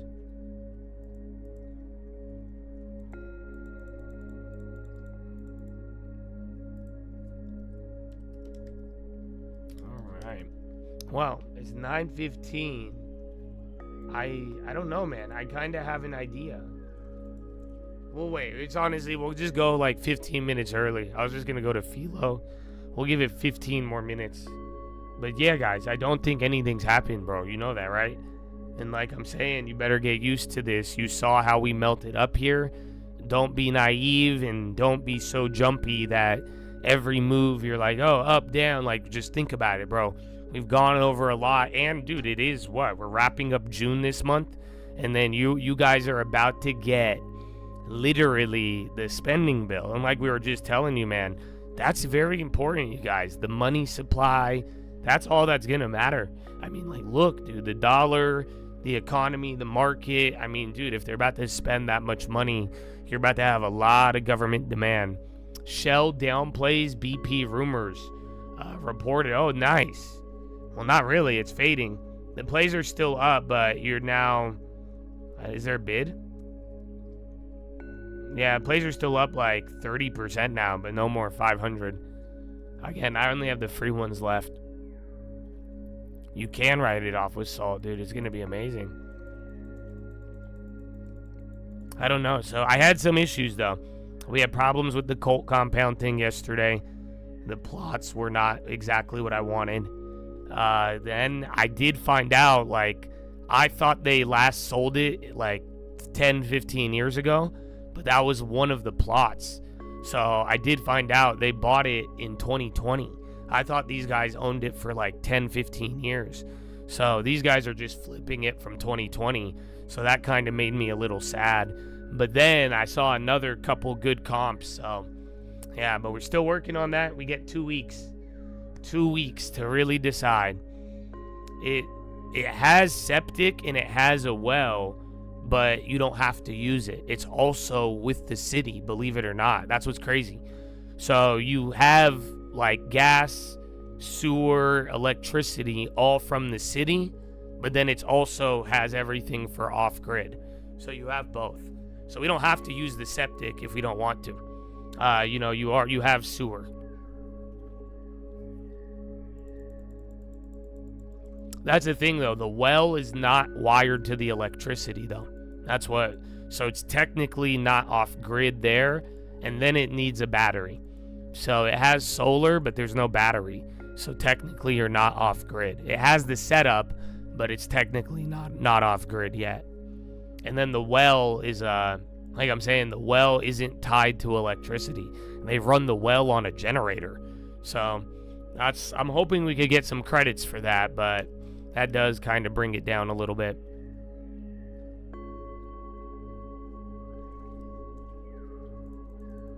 can we pull the chat on if we melt up or melt down? I mean, you can, but I don't think it matters. I think you all know what's going to happen. Just look at what's happened since Easter. It's the same exact setup. You will react to bad news. Until there is bad news, you're going to just slowly move up. So I don't think, that's why I'm like, I wouldn't confuse yourself. And then, essentially, the best part is that until we get back into like breaking a range, I don't think the momentum really changes. And then, the funny part just brings you right back up to like November.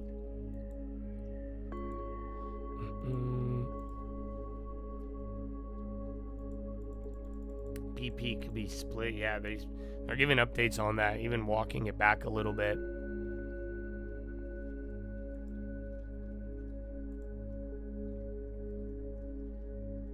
On the Fed, we could. Only poll that matters. Do you have a long term? Amen, bro. Amen. And well, we'll see, man. If this spending bill, if all of this salt and all this money, and then depending on what the FHA does or FHA, just keep your eye on real estate. That's what I'm gonna look for. So I haven't confirmed it yet, but I do think if we get certain programs, or it might affect. I think high inventory is gonna be bad, and then expensive homes might not be as good. But then I do still think lower income housing will be depending on what happens and what credits they give, that could be a driver. But we didn't hear about it a lot today on the Senate thing. You heard way more about it yesterday.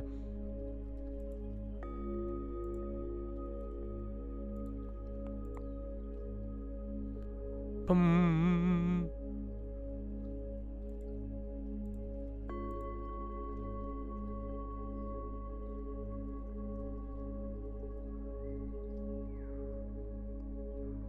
What's the date today?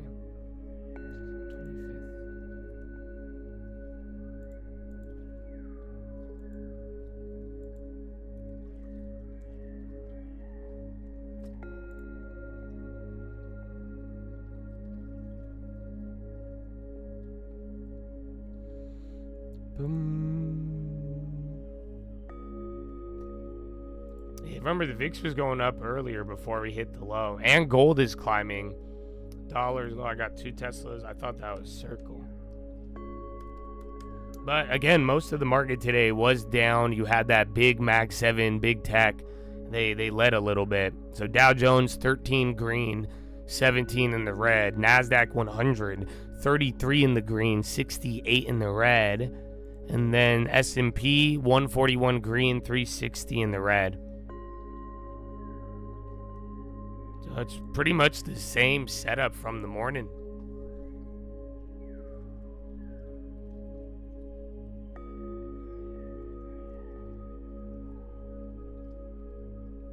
Oh, I was like, why would I get a big bong, bro? It's crazy. A gong? I feel you. Well, we'll see, man. We still need to close, but I'm getting nervous. That's it. We'll see what happens when we get the what's it called? The inspection. But I hope it works. I hope you guys are ready. So I don't know, man. We'll see. You guys might. I might be able to see everybody like at least once a month. We will have a dedicated place. So I don't know, man. Let's let the Lord provide, God willing. Let's see where we get led.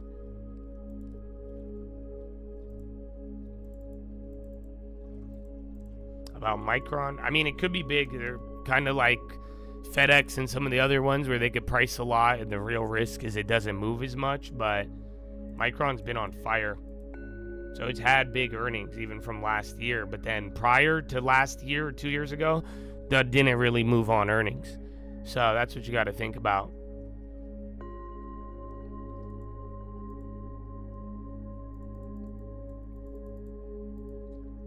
Can you come? Dude, we were actually like, everybody could come except for Nick Bowen. For like, he's just too nice and peaceful. You know, we don't want, your vibe is too OD. Like, it's so amazing. We don't want people to get jealous. So yeah, everybody but Nick Bowen, actually. Of course, man. Of course.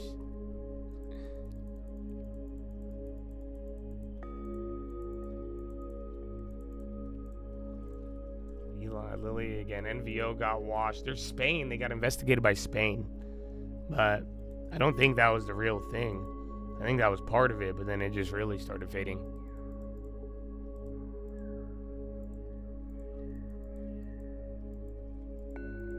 Can you go? I don't know who's gonna. We're gonna go really slow. So if it took me 5 years to even get me a compound, like what the fuck do you guys think is gonna happen? Like, you know what I'm saying? You're on Josh's timing now, bro. Welcome to my world. We're gonna go, we're gonna go at my pace. You know what I'm saying? So I don't know how it's gonna work.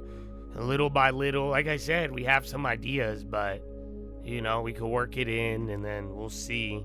The goal would be little by little, and then once the way I see it, once you are able to visit it, and if you visit it and you're legit, that's gonna be easier for you to go in the future.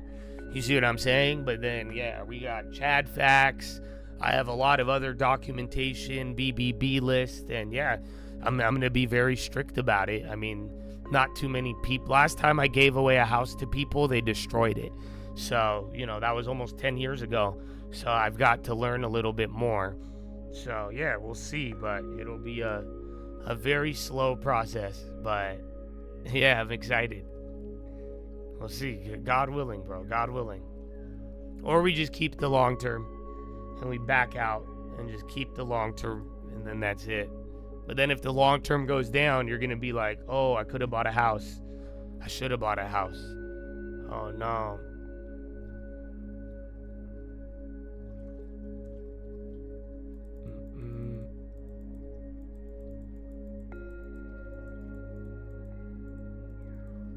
I want a basketball court.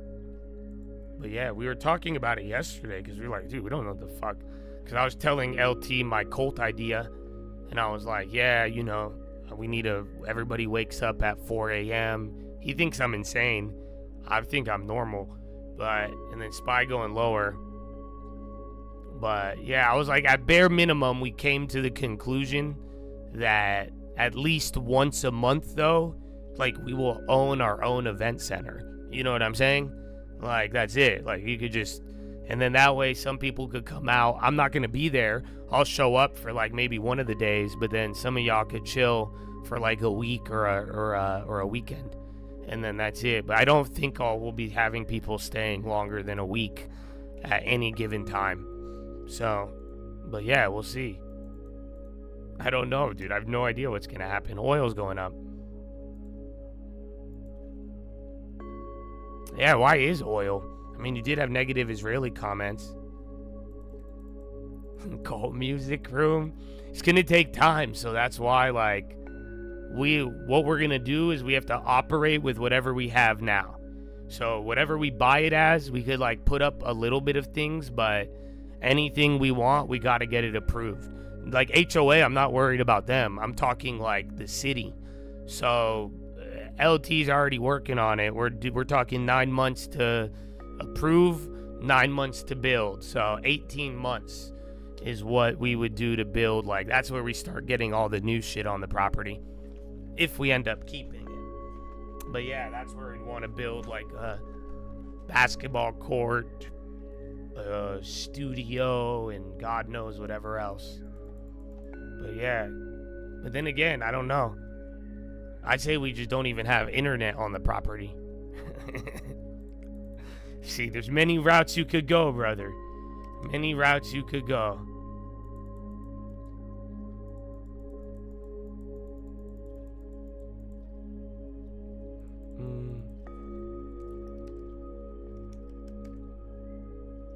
All right. 9:30, 12:30 Eastern. Fire sprinklers. Yeah, man. Let's give me a couple weeks, and I will put out some offers for you guys. We'll see. I think I'll make a video. You guys will see the land, and you let me know what you could add to it. Welcome to the cult.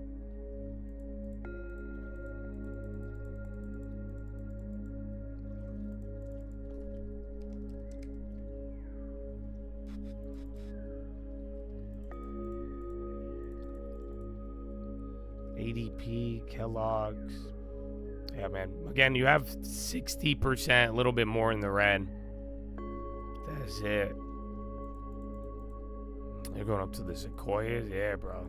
It's good, man. Silence is a good thing, says the guy who talks 7 hours a day. But yeah, it's very good. Big fan.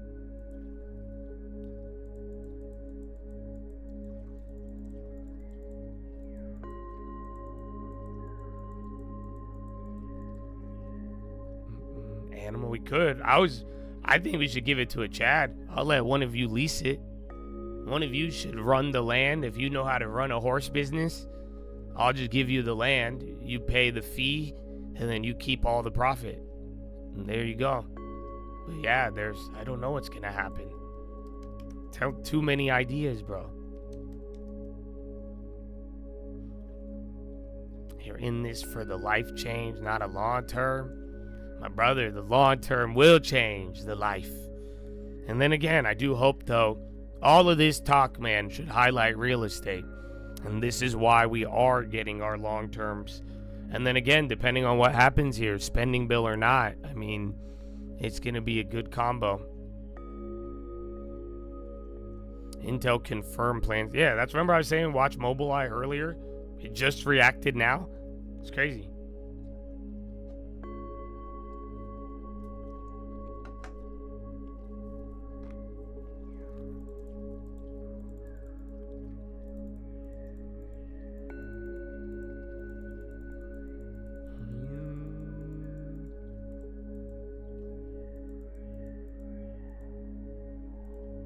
Only one, I think. Yeah, the BP one. That was the only thing I did today.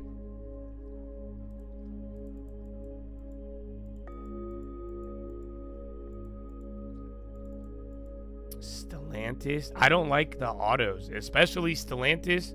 I mean, they're like right in the middle of the EU trade stuff.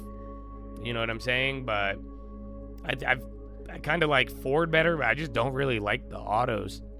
If I did like an auto, I'd take Toyota, because then you get the Japan exposure too.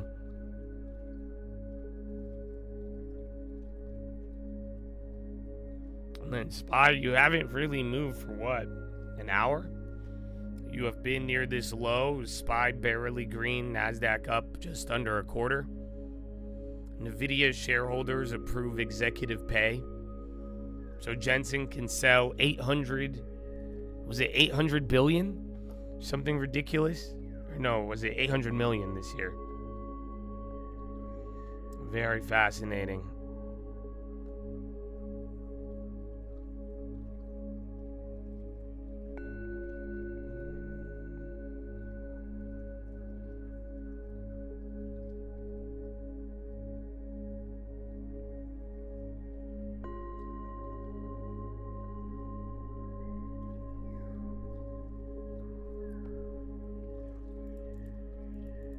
Going, yeah, I don't, but Stellantis isn't.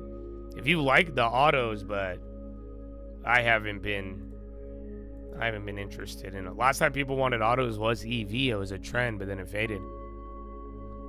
But yeah, I just don't even like them.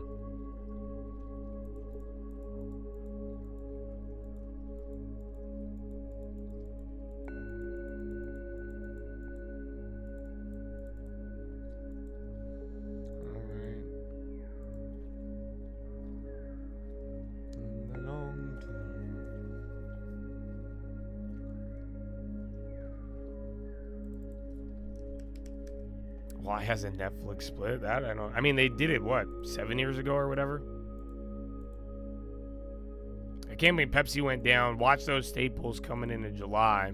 That one's still on the list. Shell denies BP rumor. So now it's going low. At first, CNBC said there was more, but a straight denial. That is an update. So watch, it's coming back down. CRISPR. I like the technology, but I don't know where they're at. And then, you know, you got to kind of be careful with biotechs in the long term. Like, that's going to be, I'm assuming if you're considering that, you better have everything hammered down. You better have good growth, good dividend. You know what I'm saying? And I wouldn't be putting a lot into it. But it's a lower price. I mean, I would like it at a much lower price. I remember seeing CRISPR back in the day. And then there is some other, promising gene editing. I think the technology, some people think it will violate religion and shit, but at the end of the day, I do think, yes, this was the one from yesterday.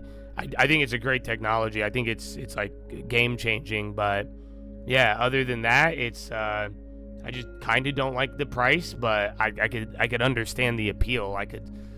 I would like that more than many other plays. I like that kind of better than like a Stellantis or anything else. Yeah, you can make a lot, but that's why you gamble on them. If you would like to be gambling, but don't call that investing, that's not your long-term portfolio. You know what I'm saying? If you are trying to make a lot of money on biotechs, I wouldn't lie to yourself and call it an investment. And that's why I'm saying I've seen people put like Abivi is biotech. They have drugs, you know what I'm saying? Pfizer, but they're much more established. You're not betting on a medicine becoming the big thing. So CRISPR, that's what you are betting on.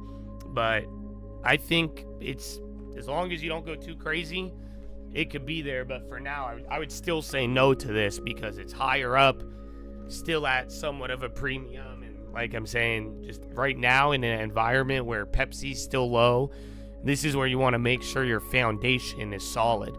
So if you don't have your foundation ready, I think this might get in your way. Maybe it'll help for a little bit, but yeah, but I like the tech. If you're asking me business industry-wise, gene editing is hot, and it's been hot, and it has been, one of your modern technological advancements in the last decade, and I think it's big.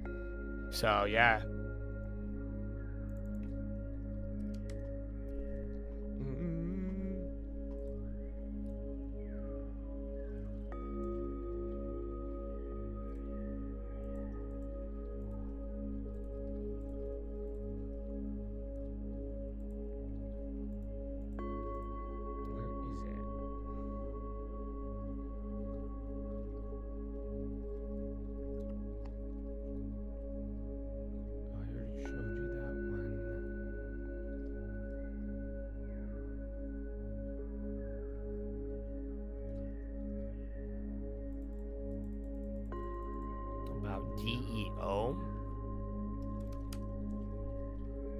I feel like I've been asked this, but is it construction materials or what am I thinking? But yeah, I don't know about it.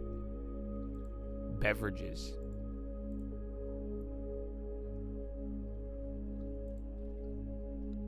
Oh, Johnny Walker, Crown Royal, Ciroc, Smirnoff, Captain Morgan. So yeah, I know this company. That's what I was saying. It's founded in 1886 in London. So yeah, you know the brand, and like you probably have interacted with it, and I think alcohol will be around in 10 years, but I don't think it's going to be the same trends it was. But yeah, I mean, if you drink a lot, I probably wouldn't invest in it, but because again, I think nicotine is a better trend, but at that, it meets criteria. I think it'll be around in 10 years. It's at a low price. I don't know what's been going on with it, but yeah, I think that opts to your own personal decision.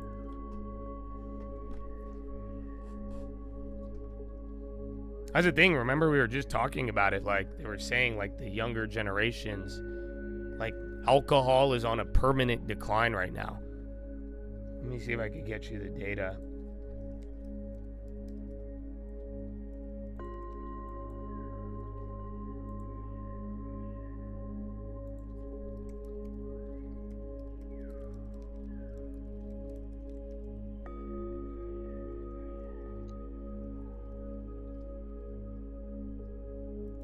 Is this it?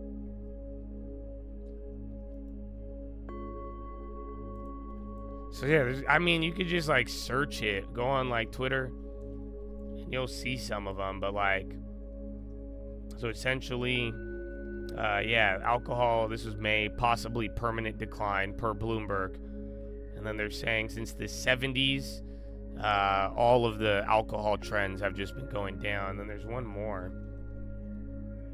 This one. In 2023, the volume of alcoholic spirits in the U.S. declined for the first time in 30 years. So, and last year, bourbon had its steepest decline of the century. So, like, people don't like alcohol anymore. I don't like alcohol, again. And, like, the young guys, like, they like nicotine. So, I don't know. If we had, like, a, you know, people like, oh, recession, people drink. I think they're going to smoke more this time around. But, yeah, so, like I'm saying, I think alcohol is going to be around in 10 years. So, it's not going to disappear. This company, these are brands you all know about. So, that one's just up to you. And, you know, let your portfolio and depending what else you have. But I would probably invest in cigarettes more than alcohol if we're going to go in that area.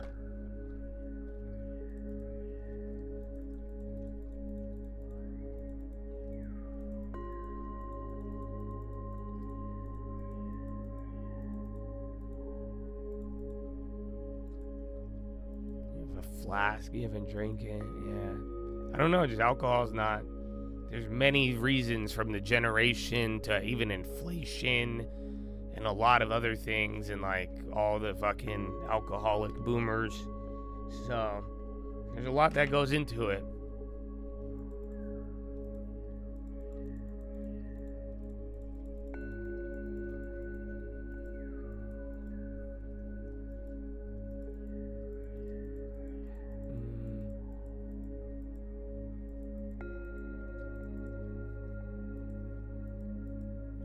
Sam, yeah, a while ago.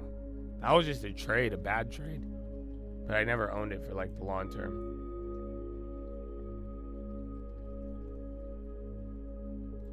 Yeah, Jewel, They put vape sensors in the school bathrooms? What the fuck's a vape sensor? I didn't even know that existed. Who makes those? How do we get into that? They got vape sensors? That'll be a wave. I would love to invest in that. Who got the patent? I did not even know. Is that real? What's a vape sensor? If you just tell me a smoke alarm, I'm gonna slap you. Yeah, if it's just a normal smoke detector. I'm talking like, is there like new tech where it could detect like a non-smokeless odor? Like, because again, it's not smoke. Like a vape is vapor. Like, I don't know what it is. I don't know. It's like cotton in the battery, and then it... I don't even know what the fuck it is. They're already finding ways to block it. Halo smart sensor? No way.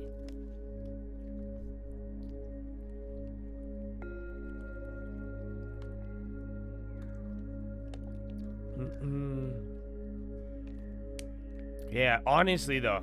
So like, listen, bro. It's gonna relate to Philo. All of you guys, if you guys have kids in like middle school or high school, I think you should talk to them about vaping. I think you should bring a vape home and show it to them. And be like, look at it, touch it, get it out of your system. Because you know it's an epidemic, right? Because when I was in high school, I was a child. That's when smokeless, the first ever, before Zyn, right before Zyn, I was a baby. And they had snus. And we were doing that in school, bro. You know what I'm saying? Like, and we were like getting fucked up off of it. So I could only imagine, like, the fucking vape sticks nowadays. Because it's easy, it's accessible, it tastes like candy, it's everywhere. So, just, I don't know, man. You'll see what I'm talking about. Snus is just like, snus is, it's European tobacco. But like, so like 15, 20 years ago when it first started hitting America, Camel came out with snus. And then it was like a spitless. So it was like a pouch, a dip, but then it was like the first spitless that arrived in America. And I loved it back in the day because I was a kid and we loved it. And then you could do it in school. That was the whole point. That's really that's the market it hit. They didn't advertise it like that, but that's what would happen, is that you could now do it in school and you could conceal it. So yeah, then that's what, and then a couple years later, Zyn came out, and then 10 years later, Zyn got popular. That's what I'm saying. I knew about Zyn before everybody. You guys, Zyn was not, all of you, if you were like actively pack and chew, you saw Zyn a decade ago. It just got popular recently. And then it all started with snus or snooze. And then, yeah, and here we are. But like I'm saying, I was doing that shit in high school and hiding it. So that's what I'm saying with the vapes. Y'all better, I mean, your kid's probably doing it. So I hope you at least are. I wouldn't be weird about it with them. I would at least kind of take away the mystique. But yeah, it's crazy. It didn't take off. Yeah, it didn't take off. No. That was, again, that's why, like, when you look at the trends of, like, MO, and I've been telling you guys about, like, smokeless has been around, but it's been gradual. It just blew up with Zyn, and then all of them just started, then the young generation just went crazy over smokeless non-tobacco, just literally nicotine salt and shit. So crazy.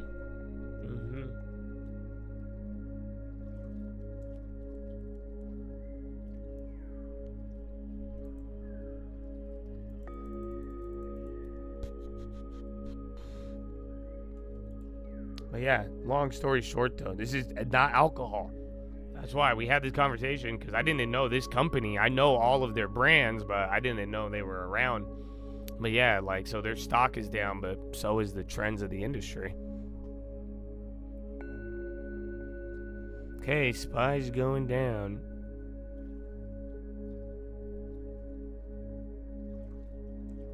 French Macron spoke to Netanyahu, highlighted importance of respecting Israel-Iran ceasefire.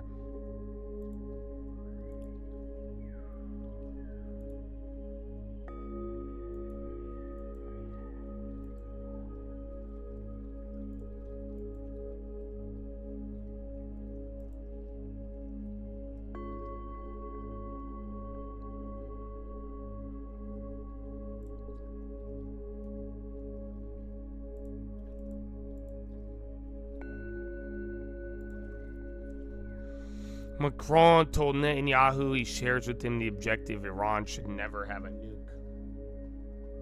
nuke. Okay, SPY going lower though. You just wicked into another low. They made Zyn because vapes are more dangerous.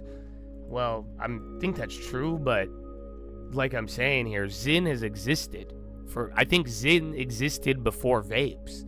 Before they started making these little China vapes, and even like the fucking sauce and you build your own vape shit, they never like Zyn was around. That's why I always tell you guys, most of this stuff that like gets really commercially successful, you probably know about it in advance. Like most things aren't that as new as you think.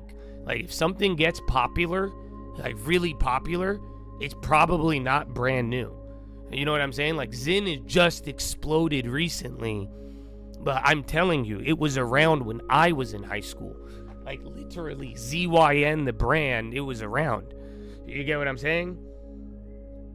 Let's see. So, yeah, like, but I think it preceded the vaping trend.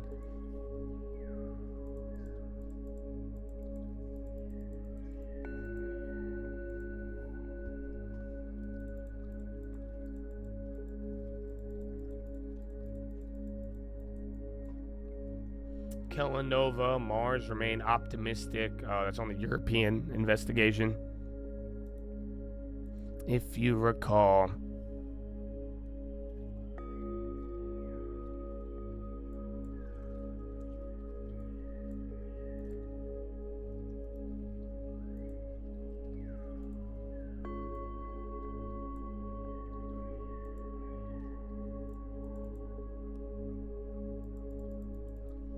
Yeah, bro, you're flushing a little bit.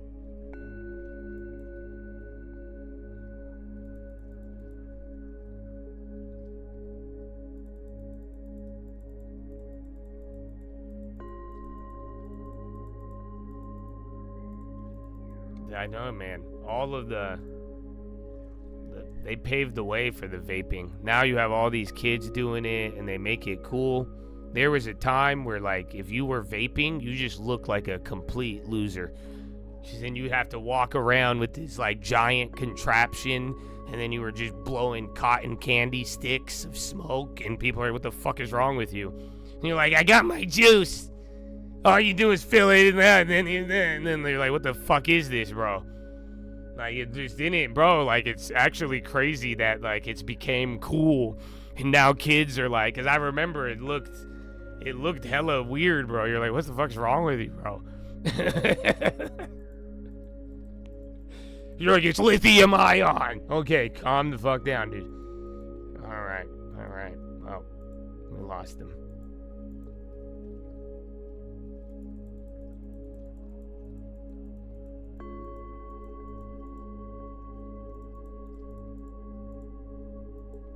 Like, if you were like, I don't know how to explain it any better than this. Like, back in the day, if you were walking around with one of those vape mods, you just look like you played pinball professionally. Like, you know what I'm saying? It's really random, but I hope it gives you the visual. But everybody who was vaping just looked like they played pinball professionally. Like, you know what I'm saying? Like, they had a machine and they're like, yeah, pinball. And like they had the high score and like they played pinball. That's the first thing that comes to my mind. I'm like, what the fuck's you're like, what? It's just nothing about it just fit in, and you're like, I don't know, man. All right, whatever. If it makes you happy, bro. If it makes you happy.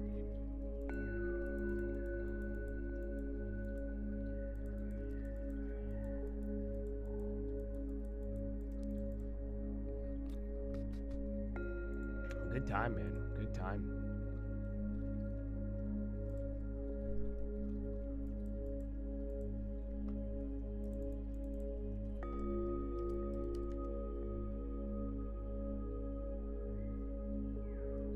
Bought a $200 one. That was back in the day.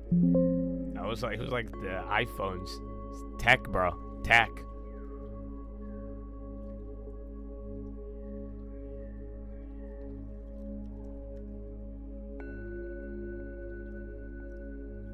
Still have CRISPR. That was good though. We just went through a couple long-term targets. Where's even Target?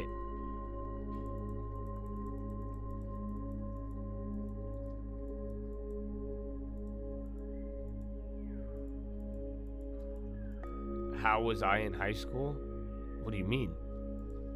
Do you mean like my personality, or you're like, how could somebody like myself attend non-higher education?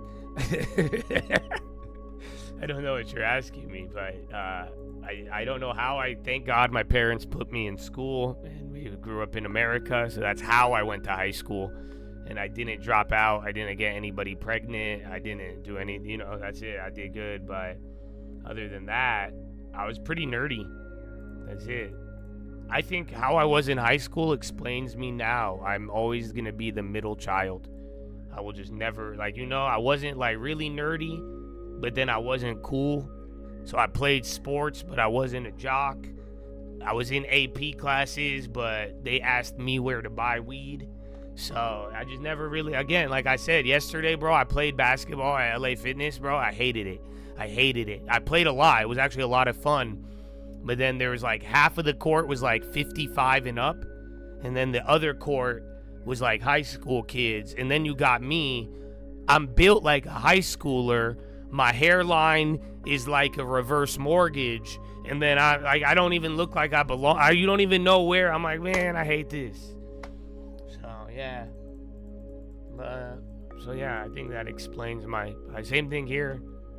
Right? I'm not retail, but then I'm not Wall Street, and they're like, oh, fuck you, Josh. I'm like, what the fuck? You know what I'm saying? Like, retail investors hate me, and then my other op is damn Bloomberg, literally. Like, you know what I'm saying? Like, it's like, what the fuck, dude? So, I don't know, man. I don't know.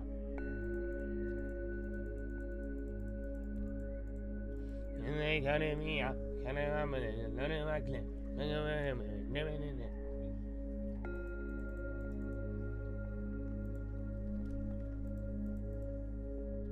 Weird way of saying middle-aged. Okay, guy with the baseball cap selfie. I'm younger than you, so that's exactly my point. Is that it sounds middle-aged, it looks middle-aged, but I'm not middle-aged. That's the problem. You see, they don't get it. Man, this is bullshit. I guarded a guy wearing a baseball cap yesterday, bro. He had a jump shot too. It was disgusting.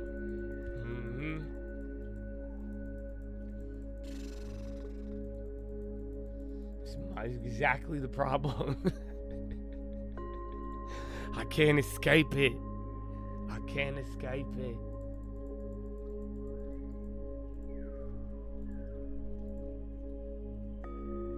Ivanhoe?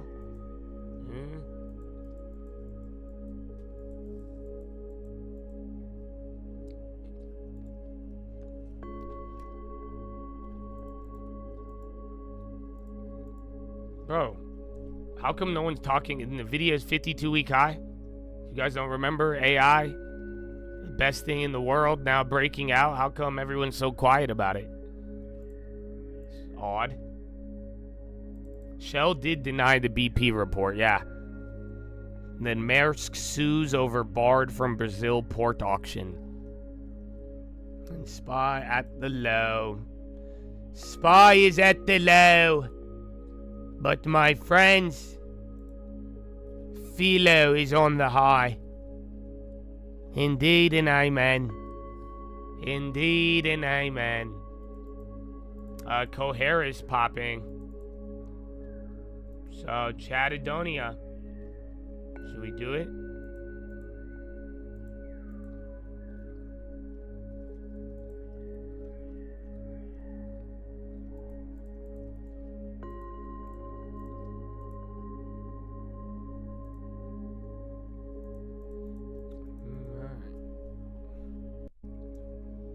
Alright, time to go. So, Chad, listen, I haven't asked you in a while, but we did get a lot of members already today. But would you like to buy a membership? Let's see if it still works. I don't know. So, here's the best part about it. You do not need a membership to join Philo, but you will need to use your will and choose to be there. So, you get what I'm saying? So make up your mind. Make up your mind. All right? So God, oh, Billy, see, you already came in, bro. God bless you. So thank you. But yeah, get a membership. You don't need it though. But I will see you on Philo. Make a conscious decision. Otherwise, I'll see you at the end of the day. And have a good rest of your middle of the week on a Wednesday. And remember, you are blessed. You don't believe me? Believe it, then you'll believe me. It's a pyramid scheme, but it works. Okay? So I love you all. God bless y'all. And let's get into a good Philo, baby. I'll see you there. Peace. Oh, Zach, let's go.